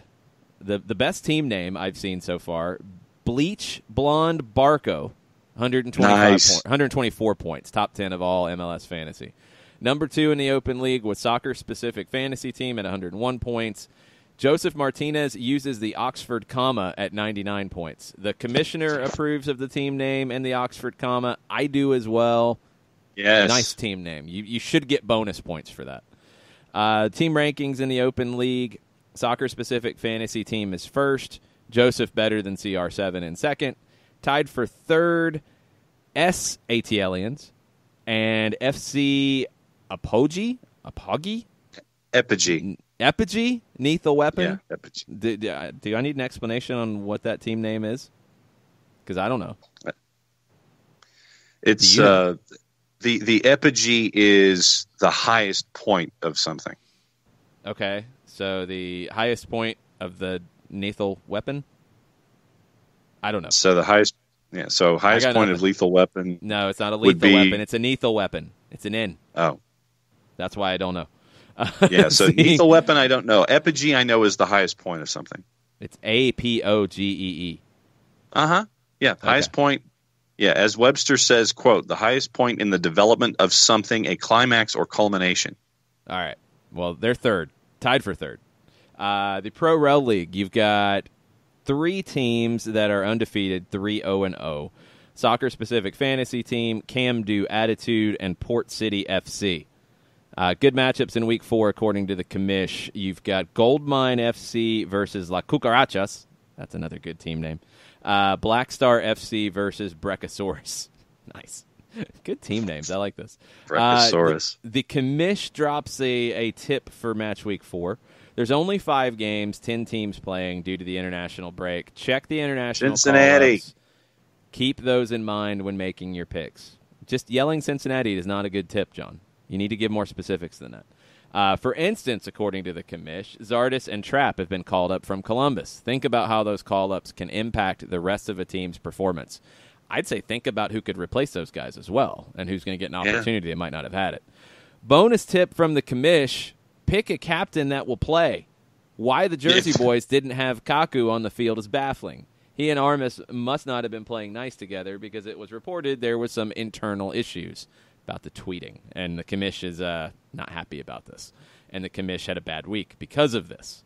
Yeah, you got to be careful, and you got to be ready to jump on when the lineups get posted. Your 5 games this weekend to take a look at starts on Saturday. Dallas hosting Colorado, Red Bulls hosting Orlando, Philadelphia hosting Columbus, LAFC hosting RSL in the nightcap, and then Sunday, New England hosting Cincinnati.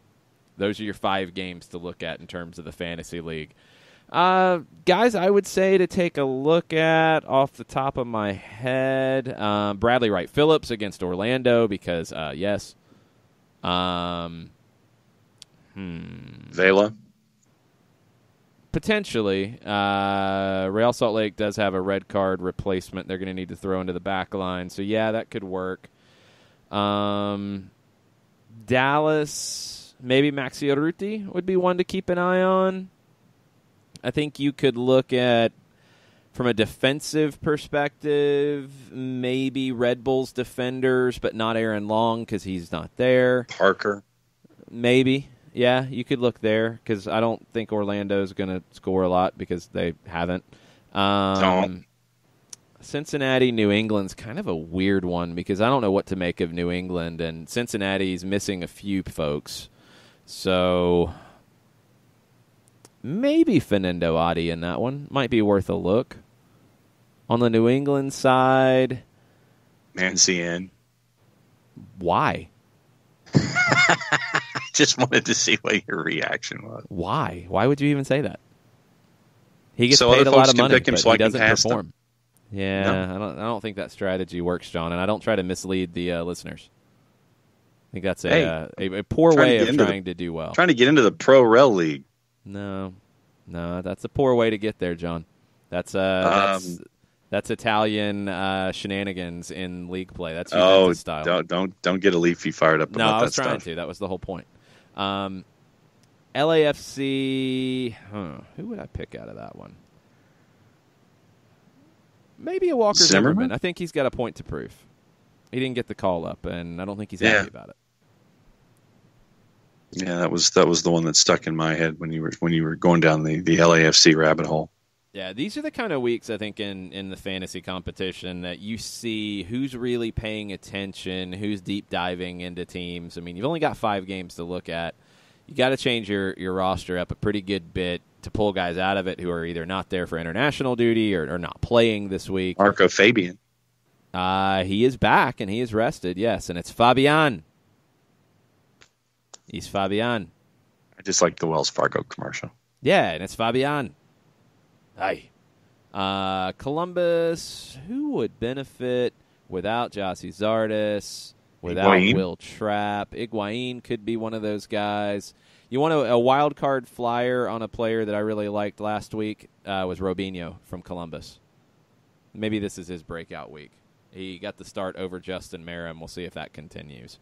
Let's take a break. If you have any fantasy questions, throw them at us. We'll take those as well. We've got some more Wall Pass Wednesday topics and questions to get into after the break. Stay with us. We'll be right back. As a business owner, you know that every year brings new challenges and opportunities. The success of your business demands expertise and focus. And Country Financial can help you keep that focus by helping ensure you have the right insurance protection in place to meet your goals. Jason Wright can help you create a customized insurance plan that has coverages designed just for your business. Give Jason a call at 678-568-6871 or reach him on Facebook at Jason Wright Agency. Coverages vary by state. Policies issued by Country Mutual Insurance Company, Bloomington, Illinois. Got issues with youth or high school sports? Positive Coaching Alliance can help. PCA is a national nonprofit working to transform youth and high school sports so that every child has a positive character-building youth sports experience. PCA provides live and online workshops to train double-goal coaches whose first goal is winning and whose second, more important goal is teaching life lessons through sports. PCA also has workshops for parents and high school student-athletes. For more information, please visit positivecoach.org. If you've been hurt in a car wreck, contact my friend Steve Apolinsky of Apolinsky & Associates. He's been representing individuals for over 30 years throughout Georgia and Alabama. Email him at steve@aa-legal.com or call him 24/7 at 404-377-9191. The initial consultation is free.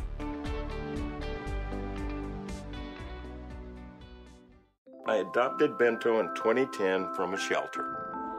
This cat makes me make art. He's always motivating me to draw pictures of him. He just is motivating artistically. He's my best friend, but a lot of people know him as Keyboard Cat. Keyboard Cat, YouTube star and shelter pet. Amazing adoption stories start in shelters. Start yours today. Visit theshelterpetproject.org to find a pet near you. Brought to you by Maddie's Fund, the Humane Society of the United States, and the Ad Council.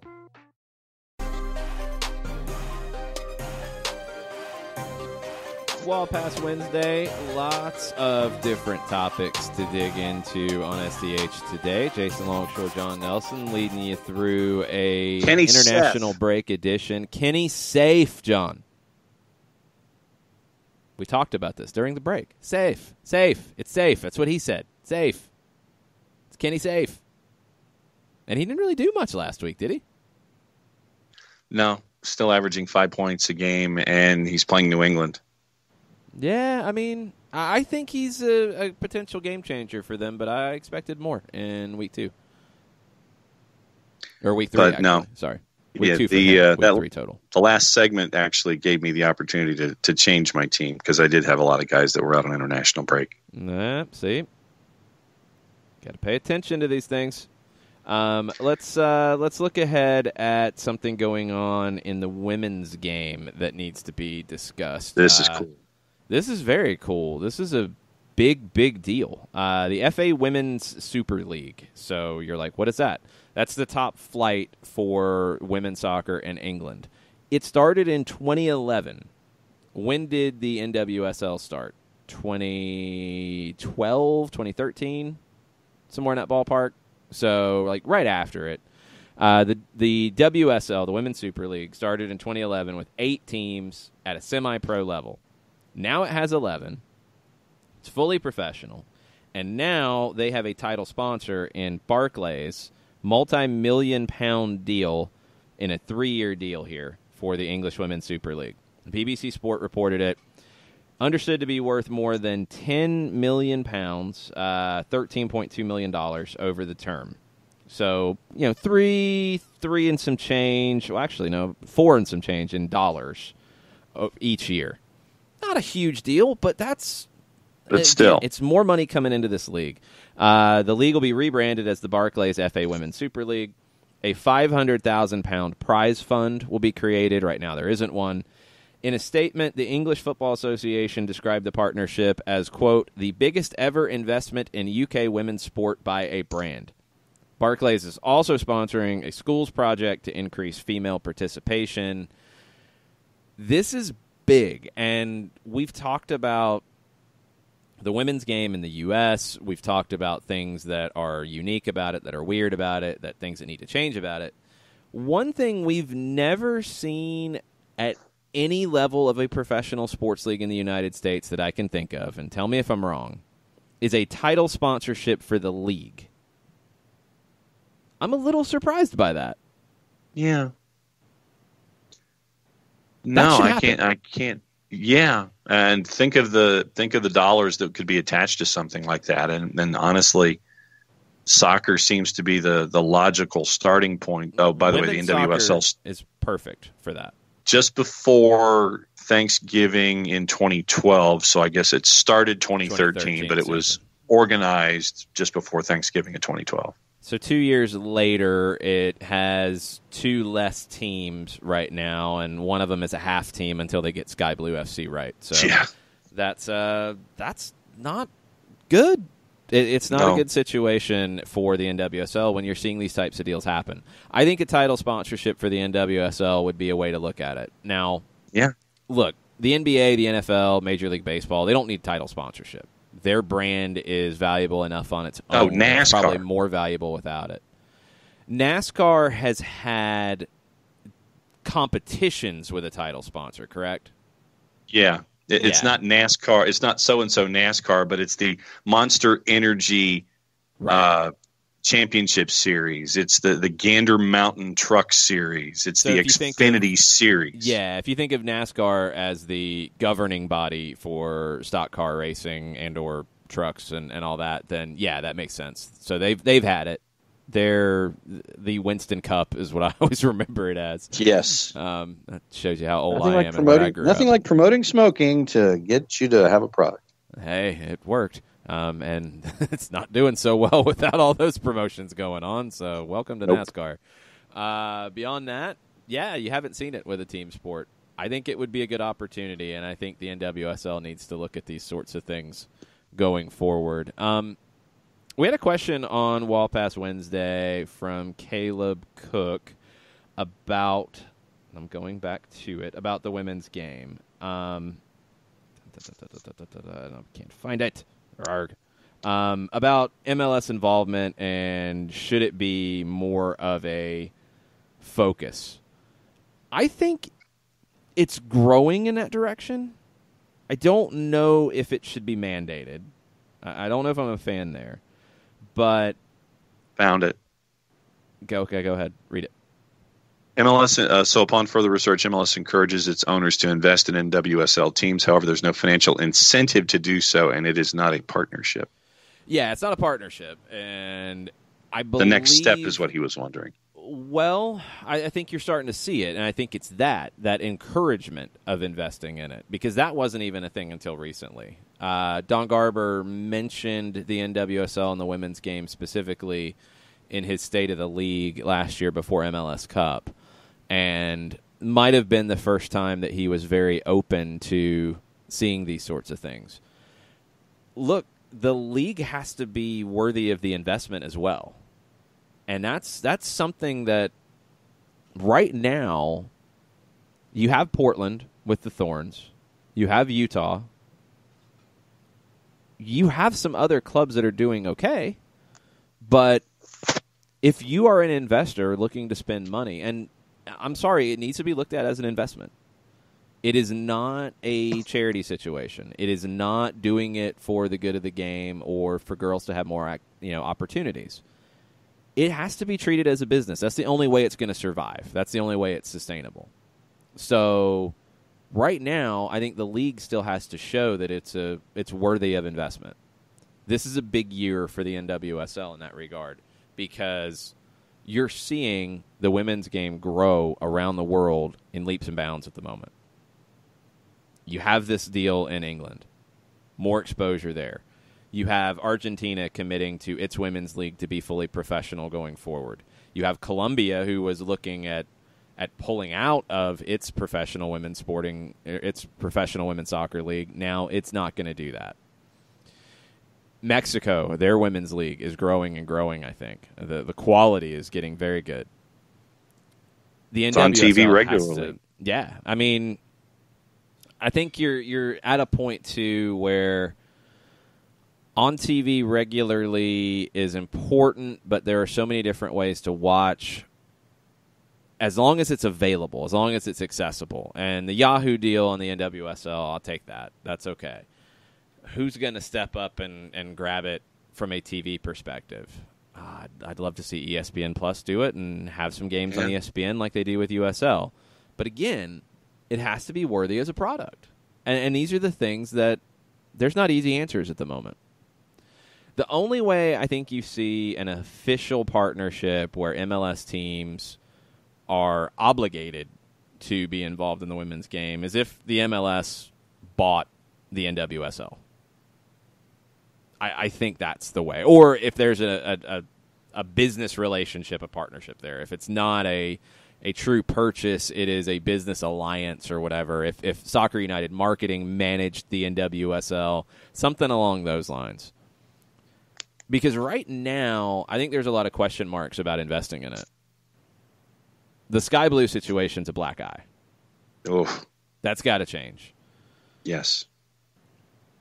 The TV situation with Lifetime is a question. What happened? Why did it happen? What's going on? What's next? The lack of expansion. What's going on? Why isn't this happening? What are the answers? What are the questions people are asking? Why are they not investing? Why are people not? Why has Barcelona not done this with a women's team after you've talked about it for years and years? There's a lot of questions at the moment, and I want to see those answered. I want this league to grow because I'm really worried that England and what they're doing with a women's league, Spain and what they're doing with a women's league, even in our hemisphere with Argentina, with Colombia, with Mexico, putting an emphasis on the women's game. And going into a World Cup where I don't think the U.S. is the favorite, they could get bounced in the quarterfinal stage by France. And right now, if it's France and the U.S. in a quarterfinal in Paris, you're favoring France. So that makes it even more difficult for the NWSL in this landscape. If you get bounced in the quarters at the World Cup this summer, these are big issues, and there really needs to be a strategic plan at the league level. There needs to be a strategic plan for the women's national team program. There needs to be a general manager for the women's national team program. If you keep putting your head in the sand about it, the U.S. women's national team, which has been the most successful national team in U.S. Soccer Federation history, is going to get lapped.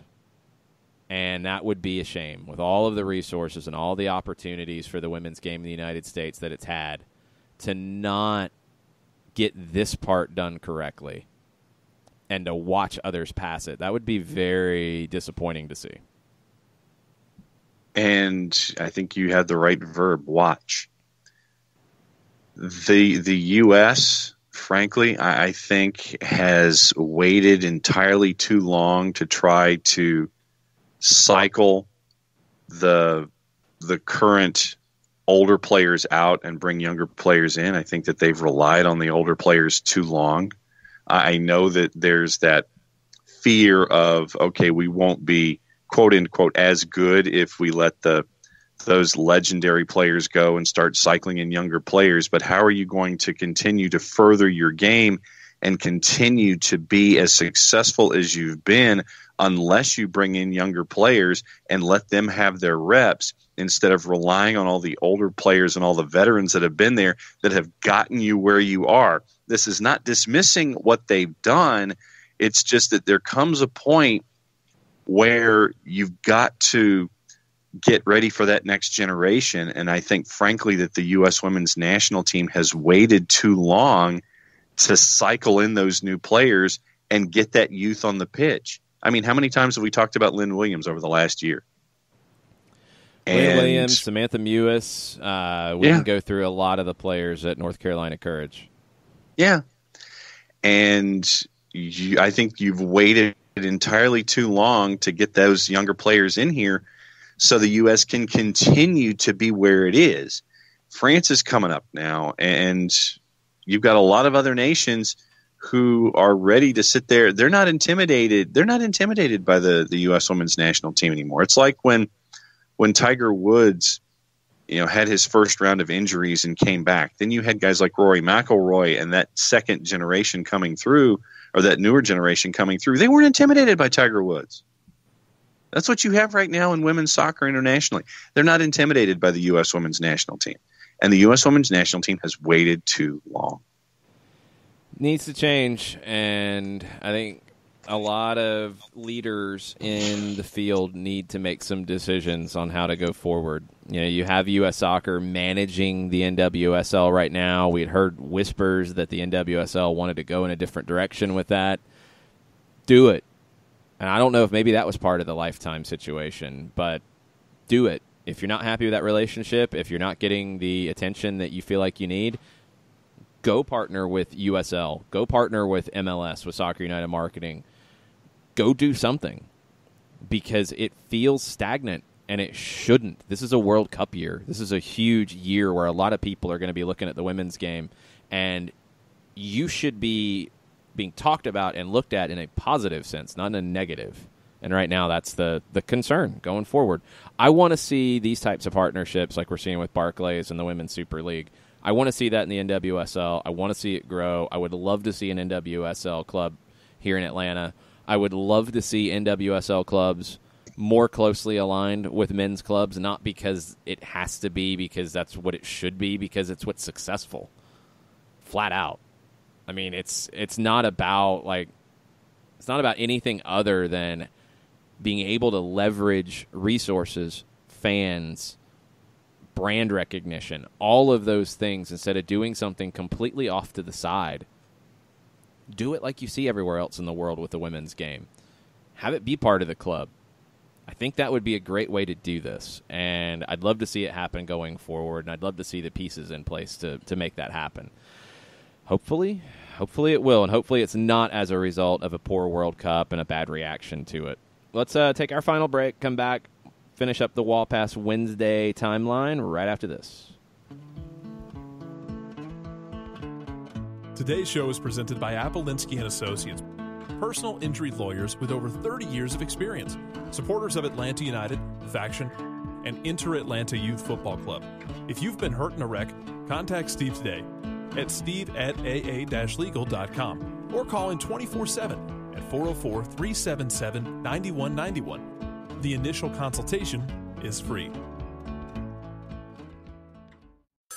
A ranger station. I'd like to report a bear hug. Okay. I put out my campfire and Smokey Bear hugged me. So you drowned the fire, you stirred it, drowned it again, and felt that it was cold? Uh-huh.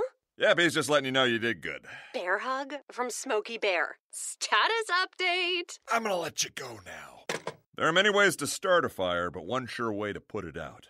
Learn how you can do your part at SmokeyBear.com. Sponsored by the U.S. Forest Service Ad Council and your state forester. We know that every driver is different, and a one-size policy does not fit all. That's why Country Financial offers a variety of discounts, so you get the coverage you need and the savings you deserve. From good driver to good student, multi-policy to multi-car, we've got a discount to suit every driver. Call Jason Wright at 678-568-6871 today to see what you could save. On Facebook at Jason Wright Agency or by phone at 678-568-6871. Discounts vary by state. Policies issued by Country Mutual Insurance Company, Country Preferred Insurance Company, or Country Casualty Insurance Company, Bloomington, Illinois. Every hiring manager knows that a company is only as good as the people it's made from. So where do you find the best people? That may surprise you. Meet the grads of life. Young adults of unique determination and experience. An ideal fit for your company in an entry-level position, internship, or even mentorship. They might not have every qualification you typically look for, but they're exactly who your company needs. This is talent worth knowing about. Go to gradsoflife.org to learn how to find, cultivate, and train this great pool of untapped talent. Brought to you by the Ad Council and gradsoflife.org. Final segment, Wall Pass Wednesday, soccer down here for March 20th. I see on the timeline as I dive back in, Nick Alifi is arguing about Italy in 2002, as expected. Knew that would happen. Yes. I would agree with his sentiments. There was some really dodgy things happening in that World Cup from a refereeing standpoint. And speaking of the refereeing side of things, did you see the video from Australia that I tweeted earlier? I randomly came across it as I was catching up on some stuff. I had the review shows that they have on ESPN Plus, where they'll have the MLS review show. They have an A-League review show. The A-League one was really interesting. I like the way they produced it, but they had the segment there, and then the videos made the rounds, and I retweeted it earlier. It was a referee, I believe, in his final appearance. And he was mic'd up. They had the mics that all of the referees are on. They had that audio, and this was after the game. They didn't do it live during the match, but it was really interesting to hear all of the conversation. And we talked about it around the situation with the goal called back against Sporting Kansas City last year, because I was talking to a good friend who referees at a high level, and what he said, what he would have expected in that situation, because he wasn't on this game, but what he would have expected in that situation, remember the one that it's the Barco through ball trying to hit, I think it was Gressel making a run down the right, defender steps in front of it, it deflects and falls to Joseph, who had been in an offside position, but the defender deliberately played the ball, and it fell to Joseph, and he scored. What my referee friend expected that would have happened is, in that situation where the defender steps in front, that because we didn't see the flag come up, remember that was a big part of this whole situation, that he would have expected that Mark Geiger, who was in the middle, would have been on the headset saying deliberate, or defender, or something to make it clear to the AR on the far side, don't put the flag up, and so everybody knows what he's thinking. Now, in the situation from Australia, it was intriguing because, and this was something that they talked about back in the studio after they played it, you heard and I don't know for sure if it was the fourth official or if it was the VAR, who was very vocal. Basically, it felt like in this case, it was everybody telling the center referee what they saw, as opposed to the way I had always kind of heard that the center referee is telling everybody what they're seeing. This one was different. It was really intriguing to see. And look, we don't get glimpses of this very often, so we don't know what's common, what's not common. We've talked about it here in the U.S. where you get such a weird mix of referee crews. Maybe it is like that sometimes. If it's a younger referee, I could see that. You know, the situation a couple weeks later when Geiger was the VAR, and I can't remember who was in the middle on the field, but it was definitely Geiger was the senior guy in that situation. Did he take more of a leadership role? Was he more vocal from the booth as opposed to the center referee being more vocal? It's always great when we get these glimpses, though, because I think then you have a better understanding of the referee's mindset. Saw it existed, have not seen the whole thing, so now that you've teased it for me, I'm going to have to go watch. Go watch it. It was a really funny back and forth yesterday with Brian Wallace about the situation in the Toronto game, Toronto-New England from the weekend, where it might have been Mancienne. I can't remember if it was or not. Jordan Hamilton's goal and why it stood. And it was kind of, as Brian pointed out, the exact opposite of the explanation from the Joseph Martinez goal that was overturned. It's a ball chipped in over the top, players in an offside position, but the defender tries to clear it, and they don't. It kind of goes off of them as they're swinging at it, and it falls to the player, and the play continues because the defender deliberately played the ball. And it was funny to look back at that, and I had to go back and watch the video of the goal from last year against Sporting Kansas City, and the explanation that we were given that, no, the defender did not deliberately play the ball. He planted his foot, and the ball came off of it, which is not what happened. Very funny to see that happen a year later and get to call that back and have this conversation. So it's a hard job. We all know this, and, you know, I think you need to keep that in mind, but we also want to see consistency. And this was a situation where you had two calls within a year that were called exactly opposite, in my opinion. So I believe that would be referred to as inconsistent.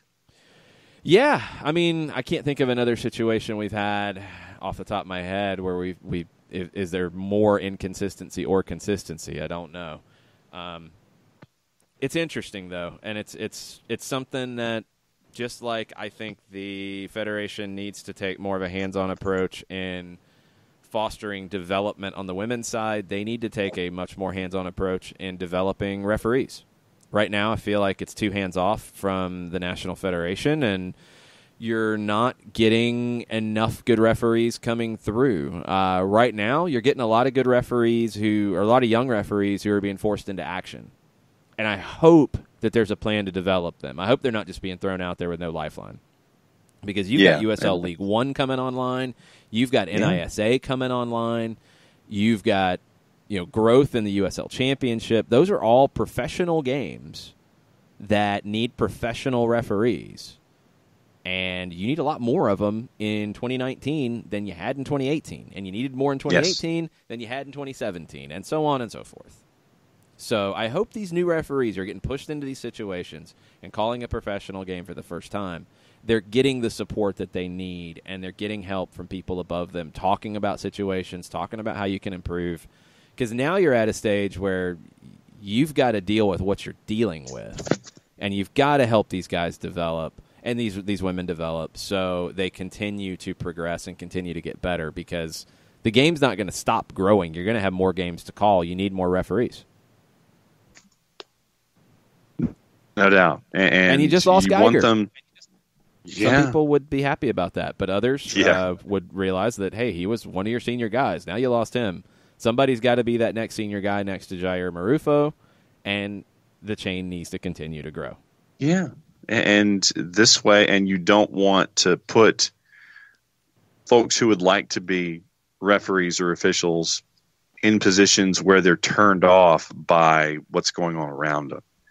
And, I mean, there are a lot of sports that need officials right now, and because of a lot of external factors, or stuff that they're exposed to when they're calling games, they're turned off by the whole thing, and then you lose that generation, and that gap is there, and you're really putting yourself at a disadvantage by not fostering an environment and a relationship where you can have that next generation come through. Yeah, you have to create that environment to continue to develop. I think it's really critical. Let's see. Outside of Alifi yelling about Italy in 2002, have we missed anything on the timeline? Not really. I mean, Mike has been going in conversations as well. But unrelated topic, since baseball has officially started its regular season over in Japan. Yes. Bat flips after home runs, yay or nay? I don't care. Like, I really don't care. I mean, why are we getting bent out of shape about it? Don't know, but folks were getting bent out of shape about Griffin High grad Tim Beckham's bat flip in the first game of the year. I mean, I guess I don't want to see somebody throw the bat, 50 feet in the air or stand there for a while and then they spin do that it around. in Korean baseball. Yeah, I mean, there's a limit. I mean, just like there's a limit with celebration of a goal. Like, yeah, it can cross a line, but in general, yeah, celebrate. It's all good. I don't care. Yeah, and because everybody was just making an issue. Oh, the guy's batting eighth, and he hasn't done anything in the major leagues, and so he hits a home run and he bat flips. Too. If I don't score many, I'd be celebrating harder. If I'm a center back and I don't score many goals and I score one, yeah, I'd probably be running around taking my shirt off, swinging it over my head like I'm in a Petey Pablo video. Of course. Nathan Pugh brings another reason for ESPN Plus subscriptions. Yes. English language rights to this summer's Copa America have gone to ESPN Plus. That's a really big one because this summer Copa America is going to be a lot of fun to watch. If Argentina can win the Copa America in Brazil at the Maracanã, it's not going to make up for 2014, but, man, it's going to make them feel pretty good. That would be fun. If you get an Argentina-Brazil final at the Maracanã in Copa America, that would be a blast. And for those who haven't read it, go read Jonathan Tannenwald's article on Univision Deportes and them having to juggle everything that they're broadcasting this summer. Yes. Good stuff. Yeah, it's tricky for them with everything going on. Man, I'm just thinking about this with Copa America. Lionel Messi has not won a tournament at the senior level with Argentina. And he's running out of opportunities, too. I mean, we know about the World Cup situation, but runner-up at the World Cup 2014. 3-time runner-up at Copa America, 2007, 2015, 2016. He won an Olympic gold medal. He won a U20 World Cup. I think he's probably going to be there in 2022. I don't know if he's going to be the guy. That would be a lot to ask to continue doing it for 3 more years, but man, he keeps doing it, so I'm not going to rule it out. But he's running out of opportunities, and at this point, I feel really bad for him in that regard because he's always going to be compared to Diego Maradona, and he's had the better career. I'm as big a Maradona fan as you'll find. Lionel Messi's had the better career. There's no question about it. La Liga titles in 05, 06, 09, 10, 11, 13, 15, 16, 18, bunch of Copa del Reys. Had a few. 4 Champions Leagues, 3 Club World Cups. I mean, he's amazing, and he's been amazing, and he'll continue to be amazing. But you're always going to have people who say, but Maradona won the World Cup. And he did. And there's no argument. He carried that team on his back in 1986. Messi has not won a World Cup. He hasn't won a Copa America either. I think if you get a Copa America title, especially if you get it in Brazil, and even just in Brazil is big, if you beat Brazil to win it, I think there'll be a different feeling about Lionel Messi overall in South America. Now, I don't know if everybody gets that because, we look at Messi as one of the greatest, and he's looked at as a great player in Argentina, but he never played in Argentina. You know, he played at the youth level for Newell's Old Boys. He went to Barcelona at 14. You know, Diego started at Argentinos Juniors, played with Boca.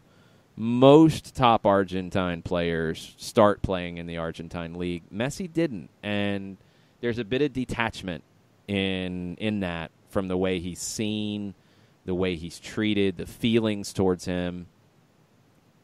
Winning a Copa America this summer would be massive, and I'm really looking forward to seeing it. Although I don't think I like their new jerseys. I need to see it, like, for real in front of me and feel it, because I've seen different pictures that make it look like super washed out and some that make it look like a hypercolors type of shirt where the blue is weird. Like, some of them, it looks like the blue is hardly there. Others, you can see the stripes, and it's interesting looking. I need to see the thing firsthand, but I think they could have done better with it. Yeah, so I mean, it's I saw the glitchiness, and I saw that one, and I'm like, okay, all right, I'm still kind of okay. I'm not going to buy it, but I get it. The other kits that came out from Adidas, what do you think of Mexico's black kit? Anything black, I'm good on. Okay. So it could have had anything you wanted on it just because it was black, it was good? Pretty much. Well, that's lame. It's a cool kit. It looks good. They released... Let's see. Yeah, it was yesterday. They released Argentina, which the picture from the Adidas football Twitter account looks a little better in terms of the blue and white stripes, but I think they might have tried too hard.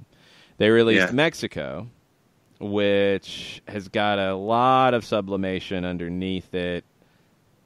I like it. I'm not all the way sold on it. There's a lot going on that thing. They released Colombia's kit. Now, I've seen completely mixed reactions to Colombia. I've seen that one, but I like it. I think it looks really good. Yeah, I mean, to me, it's not too far from what we've seen in the past. It just seems that there's, a little bit more attention to detail on the front, and there's a lot going the pyramids. On. Yeah, so I mean, it's busy, but I dig it. I like it better than the Mexico one, even with a lot going on. Adidas also recently released their 4 kits for the Women's World Cup. We've talked about the German one. I think it looks great. It's a callback to their classic German kits or West German kits from 1990. The Spanish kit, not plain. It's actually, I think, a callback to their 94 kit because it's got kind of a little vertical sublimation going on one side. Pretty simple red with some navy blue. Good look. Who else did they release? Scotland. Pretty simple. The secondary kit's interesting with white and pink. And Sweden.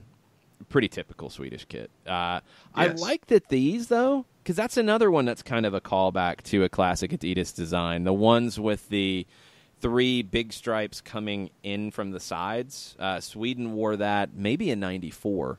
I like that you're getting, retro ideas but modernized. That's kind of cool. Yeah, that to me is key. I like retro by itself, but it's difficult to mix the idea of we want to have an old homage, but at the same time we want to try to modernize the thing. That's a delicate dance, and sometimes it doesn't come off very well. And I will agree with a lot of people that when you see these kits on the men's side, on the women's side released, and you compare them to the bulk of the MLS kits that have been released, come on, Adidas. We know you have it in you. Let's see something else with some of the MLS kits. Too many similarities across the board. We know you've got some creative folks on hand. We see it. That Mexico kit, pretty creative. The Argentina kit, I'm not a huge fan. It's creative. I give it that.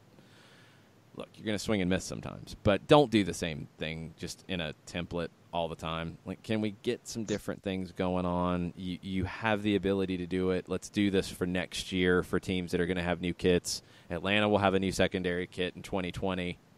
Hopefully that'll be cool and a little different. The other ones that are changing for 2020, again, hopefully you get some more creativity. Come on, Adidas. We're rooting for you because we have to, because you have the rights. So we'll buy your stuff if it's cool. Yes. If you're worried about sales, make cool stuff and people will buy it because the American audience is going to buy up these Colombian kits and Mexican kits and Argentine kits and on the women's kits as well. They're going to get sold. They're going to get sold in big numbers here. So if you put FC Cincinnati in something cool, people are going to buy it. It's going to happen. I think that's enough for today. We'll be back tomorrow. We'll get deep into U.S. Ecuador as we preview that one tomorrow night. We'll get caught up on some Thursday thoughts as well. If you have any, go ahead and start sharing them with us on the Twitter at Soccer Down Here. Stoppage time will be at 2 o'clock from Colony Square in Midtown Atlanta. Facebook.com/929thegame. Myself, Mike Conti, Jimmy Vance will be breaking everything down in the Atlanta United world. We'll probably talk a little bit about the U.S. as well, some whiteboard chronicles as well. We'll have all that and more at 2 o'clock at Facebook.com/929thegame. But for now, mucha plata, y'all. Mucha plata.